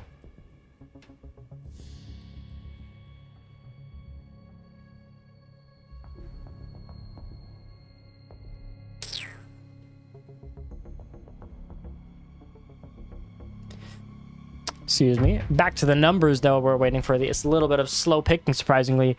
Nothing too crazy. Popfly is coming into arguably the MVP of this match, only behind what I'd say is... close to. No, I'm unsure. Attackers need to locate and defuse as many bombs as they can. Honestly, I think that Popfly would be the MVP in most games, and I think that he should be at least considered in that conversation, but give it to Quex. I think the numbers don't tell the whole story for once, and Quex is providing a lot more value as a player, where we're seeing Popfly take just value. He's taking good plays of a lot of trades. That isn't a bad thing. You do need those traders, but I think that Quex is creating his own opportunities more often than not. If it was up to me, it is up to me because I am the caster, he is the map 1 MVP. If it ends like this, but I think Popfly, if he can find 1 or 2 kills here, provide some big value in this round on what could is, I'm assuming is going to be a roam, it could certainly end that way.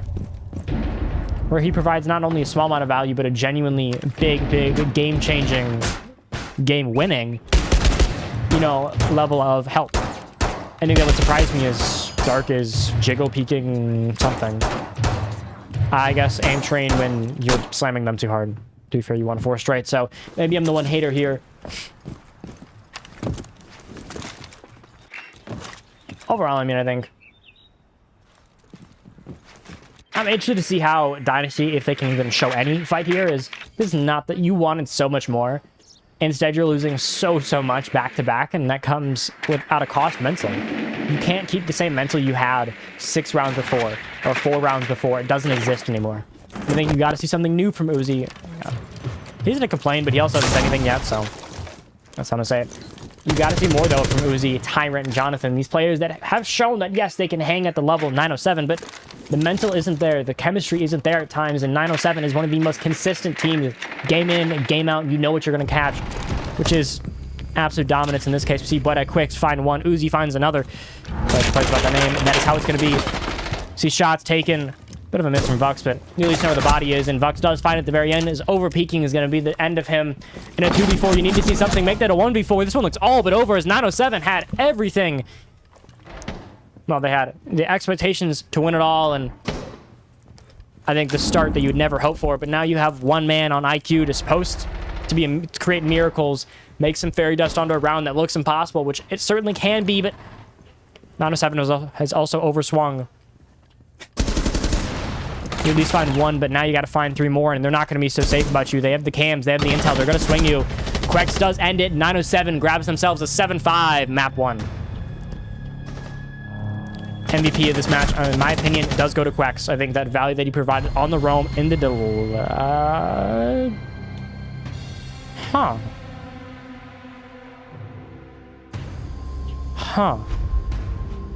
Never seen that one before, I'm gonna be entirely honest, but besides the point. Dynasty lose first map, and we're gonna go to a map break.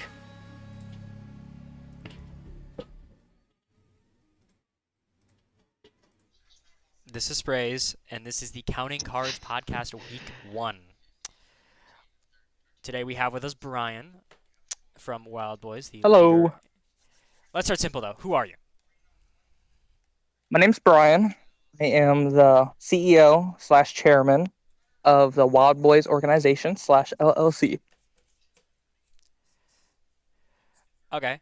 So, yeah. Let's look to the past. Okay. So, how did you start the org? How did it come to be? How did I start the org? Well, funny enough, one day I was sitting there with a group of friends at this place called Twin Peaks, and one of my friends mentioned Jinxie, and I was like, Jinxie, who the fuck is that?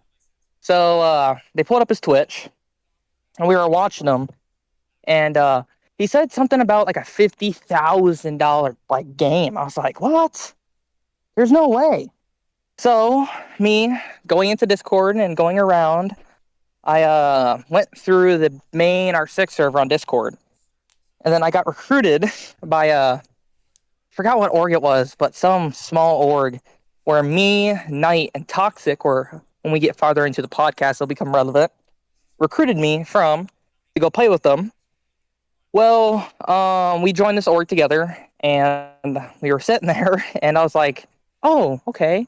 Learning on how leagues work, on who runs things. I was like, I want to do this. So one day I was like, yo, Knight, Toxic, if I make an organization, will you guys join? And they were like, hell yeah. And now that's the beginning of Wild Boys right there. How many teams do you have in the beginning? Okay. So in the very beginning of Wild Boys, I didn't understand on how necessarily comp worked. I thought as if I get 5 players, I have a team. I didn't understand that you had to have the best of the best, or they all had to be champ. So me, Knight, and Toxic decided to make 23 teams in Wild Boys when we first started. And half the team were coppers, half were like silvers, a couple plats. I think we had 1 diamond for 23 teams. And then, yeah, and then through then, we became more knowledgeable in the comp scene. And now, today, I'm pretty sure we have 12 teams. So to also go off of that, is there like one player or a specific player or specific team that helped you gain popularity? Yes. So, are you guys familiar with the guy named Cosmic? A little. Okay. So, Cosmic, one day, I was sitting there on Wild Boys posting looking for org/players. I was going, hey, join Wild Boys. We're this and that. Well, Cosmic reached out, and his team at the time was called Code Black, and they were, in my opinion, probably one of the best teams in comp at the time. And Cosmic was like, hey, I have a really good team looking for an org. I'm willing to help get you started and etc. So I was like, shit, help me out. Well, Cosmic, me, Knight, and Toxic all got in a VC, and we talked, and next thing later, Code Black joined Wild Boys, and from there, and we took off like a rocket ship. I think we went from 50 people in our Discord server to 500 in a matter of 2 months. So when I say we skyrocketed, it was very fast. All right. Crazy. And so you kind of contribute your success a little bit to picking up Code Black and all that, correct? Yes, absolutely. All Without right, Cosmic,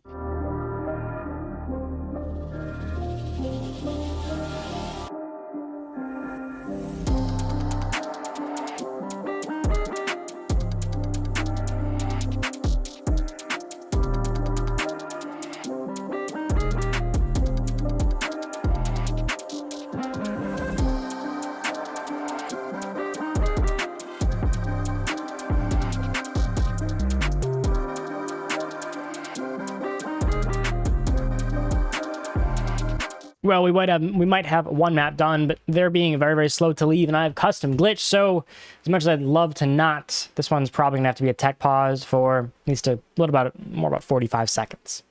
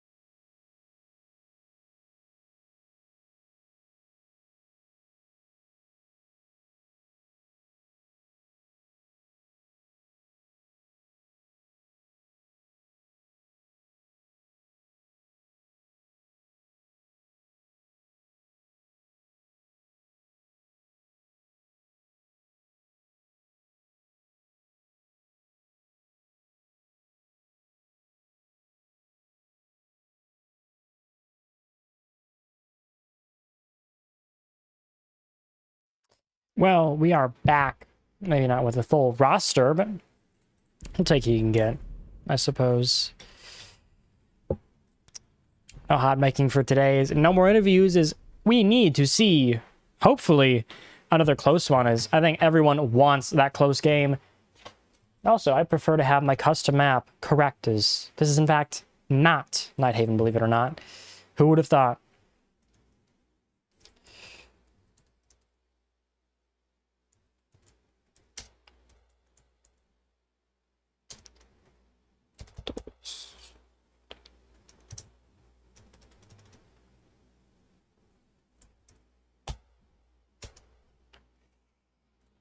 Cafe Dostoevsky. I'm never saying that right, but whatever, we'll live and learn.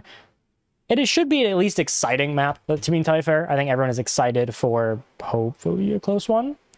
I think that's the hopes, is you do see at least the very close game you want to see, but you never know nowadays. You can never truly be sure. Maybe we do see, you know, a 2-0 from 907, but I think there's still some bite left in the team. I think there's still some bite left overall. Don't count them out quite yet, is what I'd say.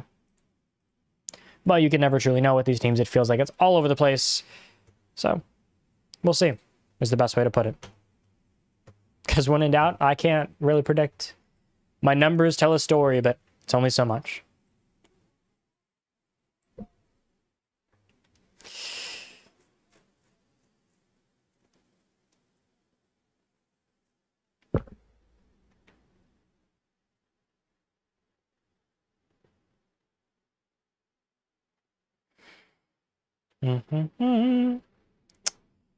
When do we all come back into the game?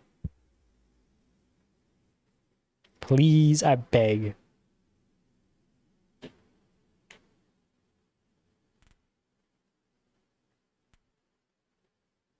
I do need to see them all join. I'd love to see that in my lifetime, within reason. But apparently not. Apparently not. No, you'll see. Well, we'll see.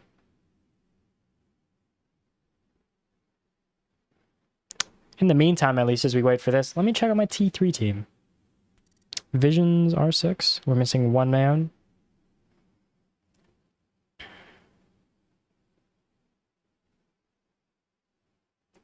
God damn. Hey, we all have our bodies in. Gotta wait for literally just one man to say ready so I don't start this. Then we're good, because I am not the man to start when no one says ready.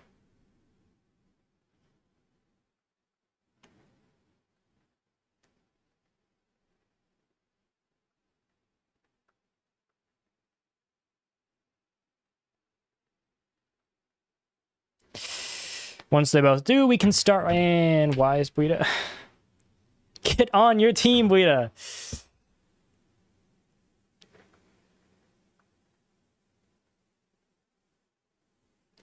We're baiting at this point. He's baiting it out. There we go. Running. All right, hold up. My controller isn't plugged in. Now it is. There we go. Happiness is upon us as we get a map 2. Excitement. Maybe a bit of a map 3 for lucky and overtime. Hey, I think, hold on. I just forgot. We forgot to reward the first Twitch prediction. Which also means I gotta make the second one because we are not doing non-back-to-back predictions. That feels even a little bit worse than doing none. Twitch. Shady, you're a mod. You need to be doing these things. I'm doing it. I'm doing my job, and I don't want to do my job.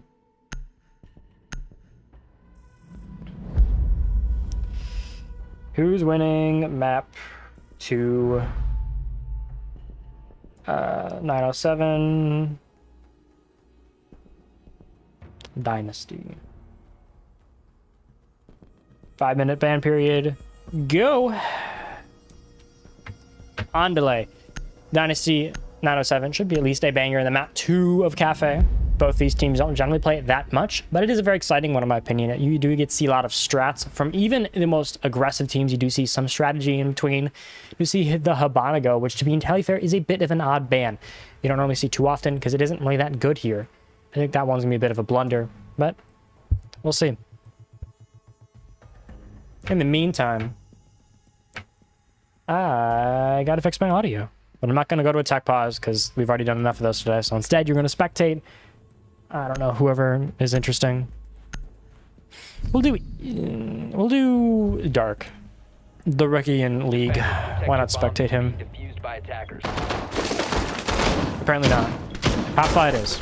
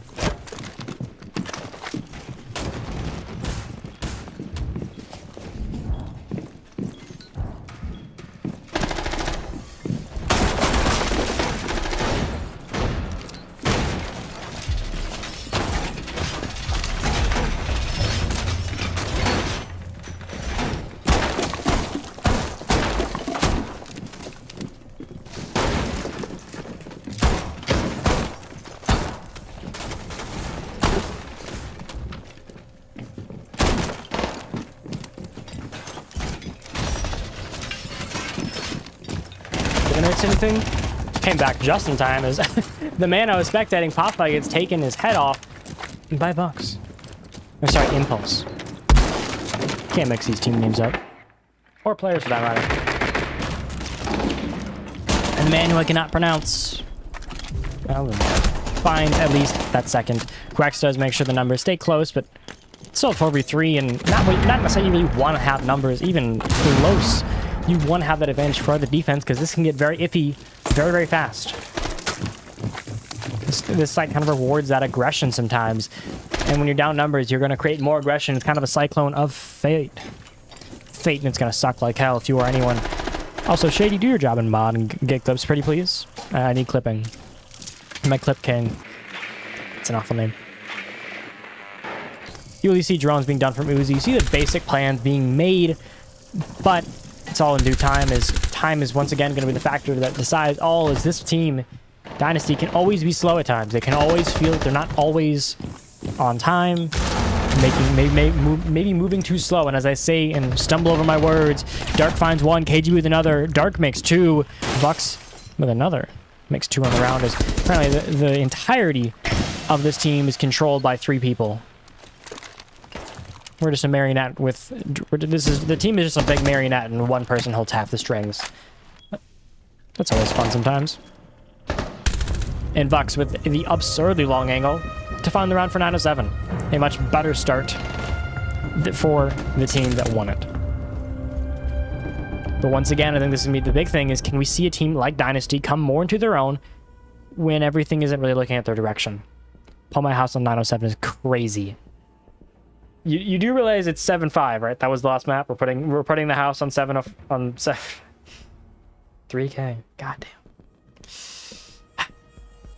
Dynasty's gonna win. You're gonna lose your points, but no one betted for Dynasty, so it's just gonna go nowhere. They're just gonna go to a void. Watch. That'll be funny.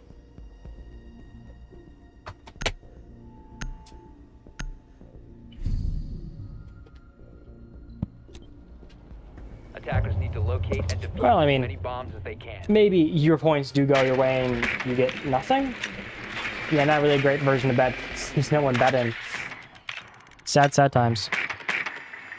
On Trust, I'm gonna make a new channel points tier. It's actually interesting.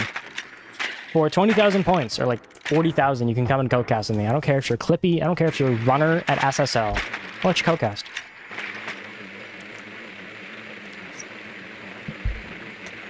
Because why not?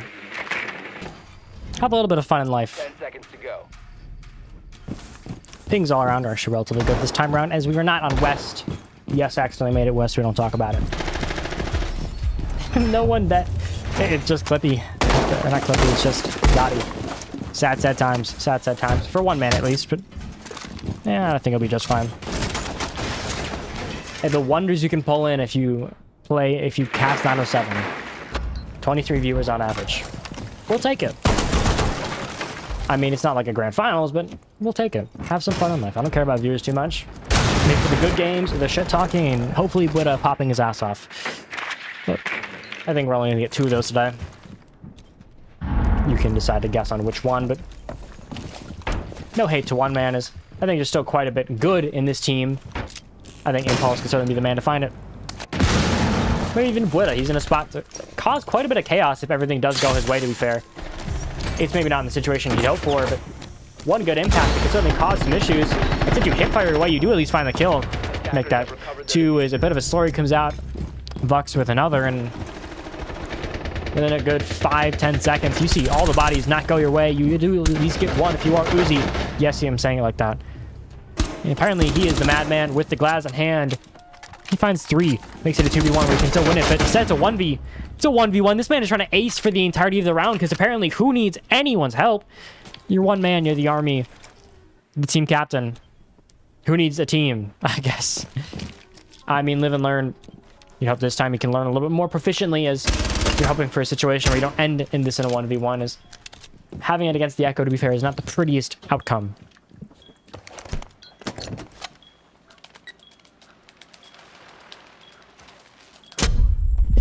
Echoes go out, you at least do see the pressure being applied, and all Uzi has to do here is sit back, let the time wind down, as nothing really he has to have happen.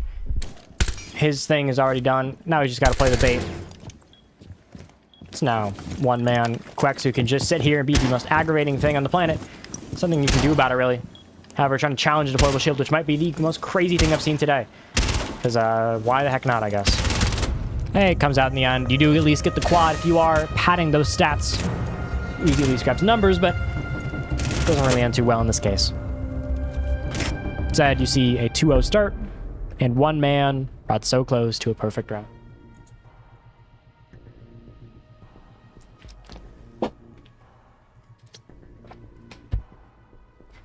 I don't remember. I think it's... I disabled ads for another 20 minutes, so it probably shouldn't go over into this game, but if this game goes to OT, you might run into some ads. I'm not going to cap. I did not fix it because I didn't want to run 3-minute ads. They're gone for 48 minutes, apparently, so no pre-rolls for 48, but we'll see. We'll see. I'm iffy about it. I'm not going to cap. Attackers need to locate and defuse bombs. If you are Dynasty, it's still not all hope lost. There's still something left in you as long as you can at least pull out a relatively competitive half here. Even a 4-2 would probably do, but you do need to get some rounds on the board sooner rather than later, as I think you really don't want to let the momentum of some team like Nano 7 start to just keep going up and up. That table is invincible as well. I need to get the title card for... I just need to have a meme. It's like cards or something instead of invincible, and it's just the same, like, sort of music. The table is, and it just cuts to cards. I need to have some good memes in here, occasionally at least. To be fair, this is also not the start you'd expect from a team, and also a couple of players, as you do at least see Tyrant, who has subbed out. This is probably going to hurt like hell for a team that kind of relied on him to get a lot of those first picks and be the big kind of moving forward for this team. The first aggression, if you will. The person who has the nuts to do anything that no one wants to, which is be the first entry. Well, people have the confidence, not the guts for it. There's a difference. There is lines. Top 5 finds the first in what has been a very, very slow round sometimes. I say that is only with 30 seconds, but it can feel like these rounds can tilt just within 5-10 seconds as you see 3 bodies go out in the span before I can even really get a trade out. I'm finishing my thought on 1 singular kill and 4 others come in succession, because when in doubt, expect these teams to know how to trade. And also throw their bodies at each other like it's WWE. That too, that too.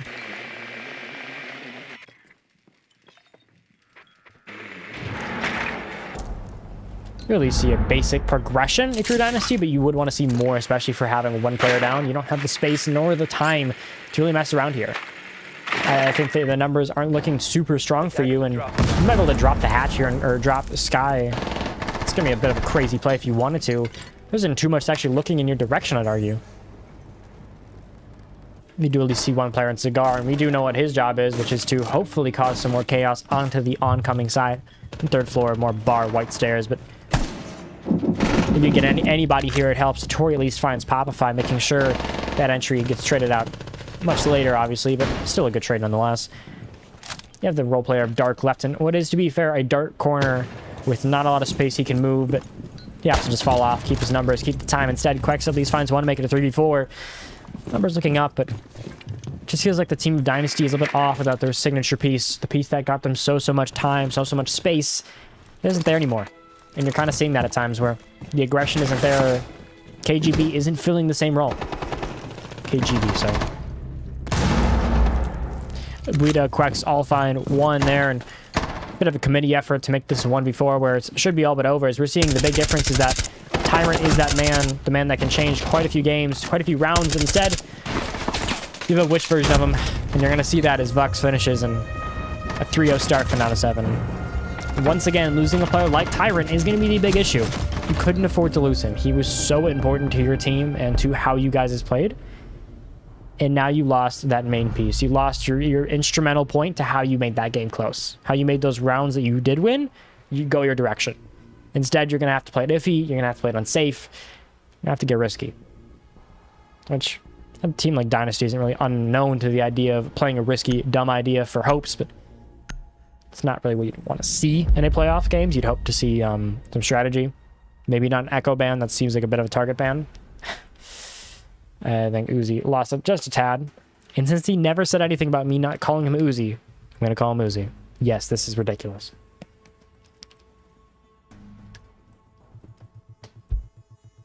I promise you he does love me. Probably. I give it a 50-50. 75-20, actually. That feels more fitting. There's a 5% chance he doesn't even carry either way.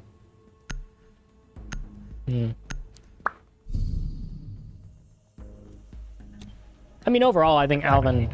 I keep calling him Alvin because I'm thinking of Alvin and the Chipmunks. The animated movie, but... No.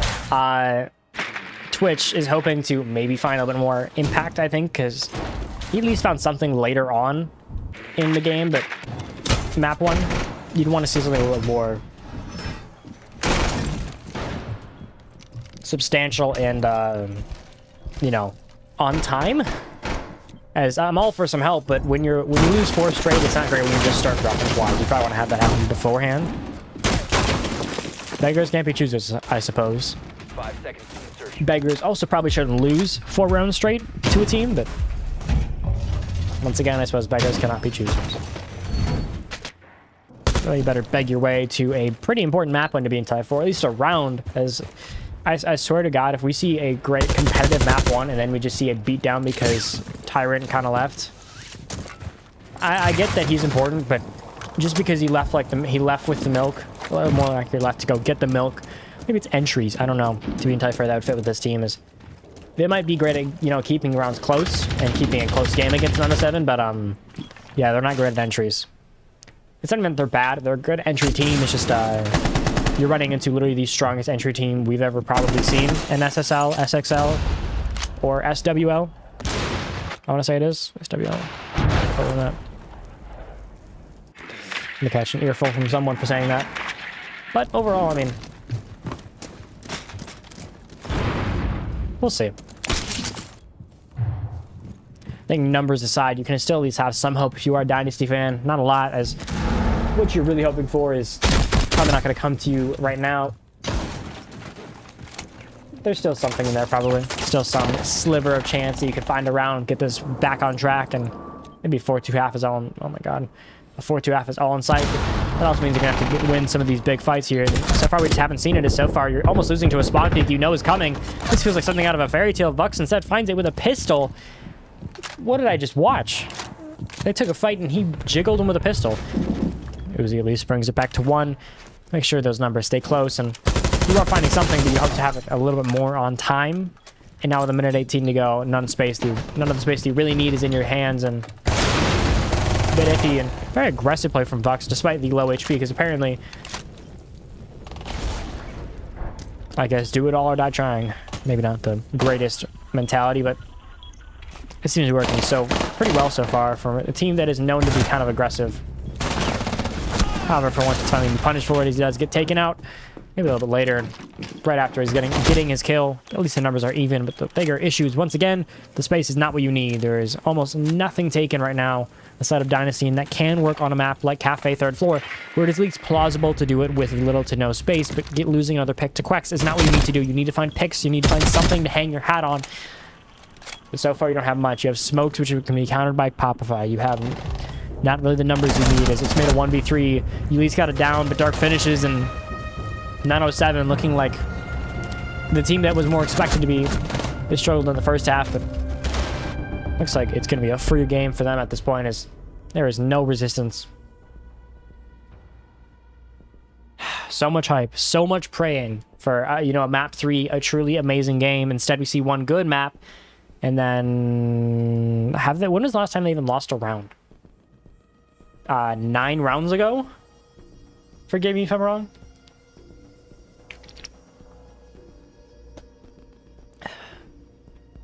If it's not 9, we are certainly approaching a point where it's a little concerning for Dynasty, as the momentum certainly shifted one way and they haven't been able to even touch it. They have not called a timeout, because apparently console teams are allergic to the idea of talking to each other for a minute straight. It could also be certainly due to the issue that they don't have their main real entry in Superstar anymore, Tyron. His kills weren't exactly crazy, but he was also a very important part of this team mentally. I think having a player with that much chemistry does matter a lot, and you're seeing that where, if we're comparing stats round per round, he was already at a very positive rate, if I'm not mistaken. And he was performing, I think, a lot better in terms of just space being taken and overall proficiency with the team. I'm not seeing that from Nyx. In a time where it is so much more necessary, he is not the player to step up.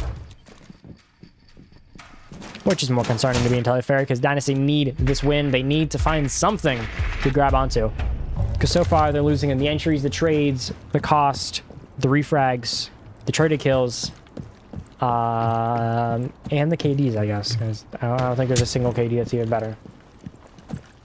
That's not true. Popify and Buddha are doing ass. It's not their fault. It's not their fault that Quex is being greedy along with Vux and Dark. They just love taking picks and also apparently shoving down the throats, with Vux once again learning fire is not bad. Instead, he's going to run towards it as if it was, well, fire. Except on the other side of the attack. Takes the aggression. Finally, he's actually, punished for his actions of being the most aggressive thing on the planet. Taken down by Uzi.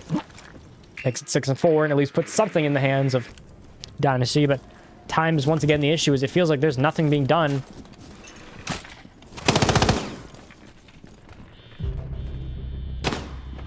What in the world?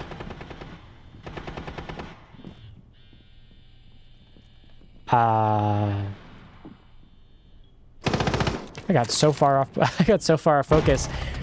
Quex takes another, finally taking out Uzi the Ash. And it can still be certainly done, but Quex apparently seems to be the driving forces. Once again, this man is on a roll. Why can't I see that through walls? That is weird as hell. Apparently we just got the mysterious black object. Pause. Can someone please stop Quex? It feels like he's just dominating the round, the game, and the entirety of this existence for Dynasty. Is who needs another player when you have one man to do it all? Apparently he's going to have to do it all, as he's left in a 2v1 with not a lot of options, but instead it's a quad, maybe an ace for the man. Maybe the Madman can pull it out. Is he just aces on them? Someone banned the SMB-12. What are we doing? This isn't even free bodies at this point. It's just free elo. Quex just aced on a team in semifinals. It's 5-0 half, and he is actually shitting on them.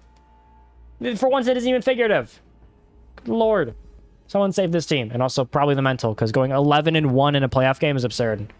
I get that there is playoff, we're boosting our KD here, but this is actually ridiculous. He's probably going to end this KD, the playoff series, with a 4 KD. Because he went 11-1, and then he went, relatively good the first round. This feels depressing. We saw such a strong team from Dynasty, at least early on. This isn't even strong. This is belt to ass. Attackers need to locate and defuse. At this point, I feel like I need to call someone watching it. I feel like spectating it is illegal at this point, because it's just such a beatdown. Someone save themselves. Save Dynasty. Hashtag save Dynasty from being themselves. It's again, they're a very good team. Let's not deny that, but there was a reason they were the underdogs. The numbers, stats, and everything wasn't really in their favor, and their problem is they weren't really a different archetype. They're an aggressive team, but they're also not the better aggressive team, so what do you have to hang on? You looked in the early half, which is apparently strategy and also being relatively good at the trades. Now that we've seen 907 come into their own, it seems that that is no longer what is driving them, and you are down. You're down 5-0, and you are essentially looking just for advantage to put on. As if this goes to 6-0, I think we should start saying our farewells to a team like Dynasty. This will be the last one for quarterfinals, realistically. We do get to see them play in the semis, which, to be entirely fair, should be a banger, and I'm probably going to take it because I'm taking. We do get to see them play in the semis, which, to be entirely fair, should be because I'm taking, you know.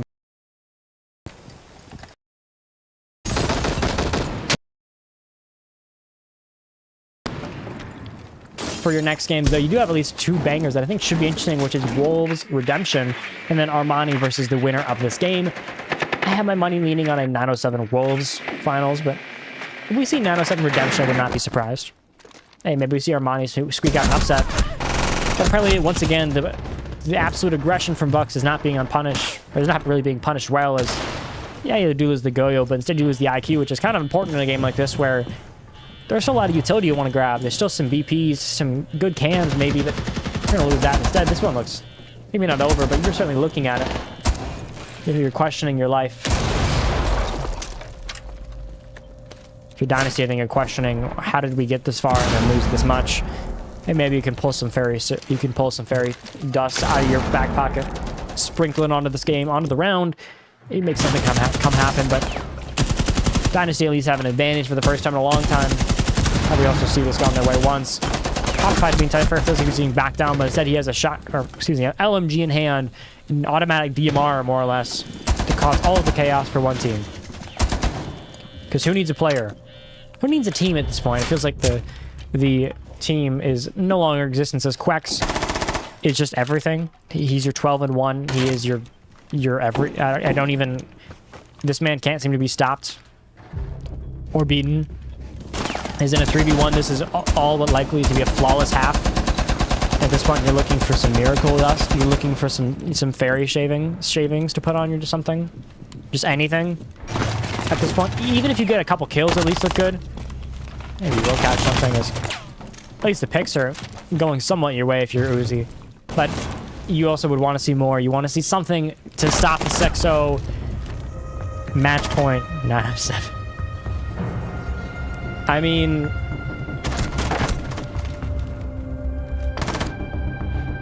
hey, I am from this is to the match chat, by the way. I am not disrespecting. I'm statistically correct. There's a difference. If that includes shit talking, then maybe it does. Like Wolves, they were an unknown team who had a lot of issues. I was shit talking. They're winning now. I'm not shit talking because they have the stats to back it up. It's also why I shit talked. Let's think here. I did not shit talk Monarchs, actually. I thought they were fine. I didn't think they were going to win, but I'm generally good with my numbers. And if my numbers back up my, thinking, then I'm going to shit talk.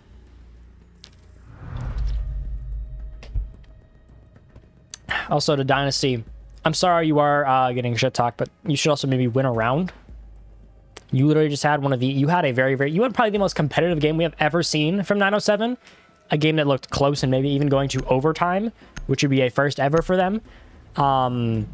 Instead, you collapsed in map 2, you haven't shown any fight, and now you have to win 6 straight and pull a phase level comeback you have to pull a Fury level comeback and see a phase level throw for this to even be within reason of winning, and you still have to win another map after that. Not looking pretty. And 907 could very well get themselves a very strong 2-0 finish. Not any real competition. Map 1 was certainly scary, and I think that was at least a good look, but you have now won, what, 14 straight, if I'm not mistaken?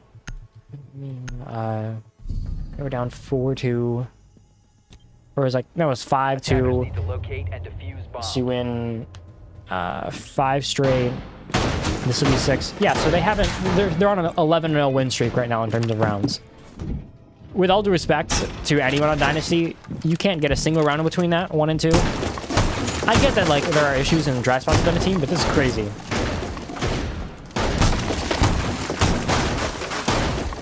Dynasty maybe can at least stop the bleeding a little bit, maybe make the stats look a little better, the box score not look as strong, but to the viewers here, you certainly know what has happened. You have seen, well, probably one of the most dominant games from one side and not a pretty one for the other. If you're a 907 fan, at least you can rejoice, and you have a strong team. And you have what should be, what I'd call a hard fight for Armani. And I think it's still winnable from Armani, despite the underdogs. Did he actually just beat him with a glass shot? Okay. Just straight sniping them, because why not at this point? Pulling out all the stops for randomness. Let's see if we can see a little bit more fun in the last round, as I can bring up that energy just a little bit more to keep the tempo happy and maybe see a little bit something fun. You do see at least the feet. Bucks grabs what should be the second there, and he entirely intends to show the aggression as they're already up 6 rounds. He's not slowing down anytime soon. Let's see one man run it all down. For once, the Goyo might actually force him to think about his decisions. Just for a quick second, of course. Nothing too long. As the pings go out, you certainly know what's coming, but you're putting yourself in the middle of it if you're Popify, because why in the middle? Think you're in a 1v5. This one looks all but over. Someone's got to find it. Popify does, and in a flawless round, in a flawless fashion, you 7-0. Map 2. Domination from one man. No, not domination. Destruction is the best way to put it.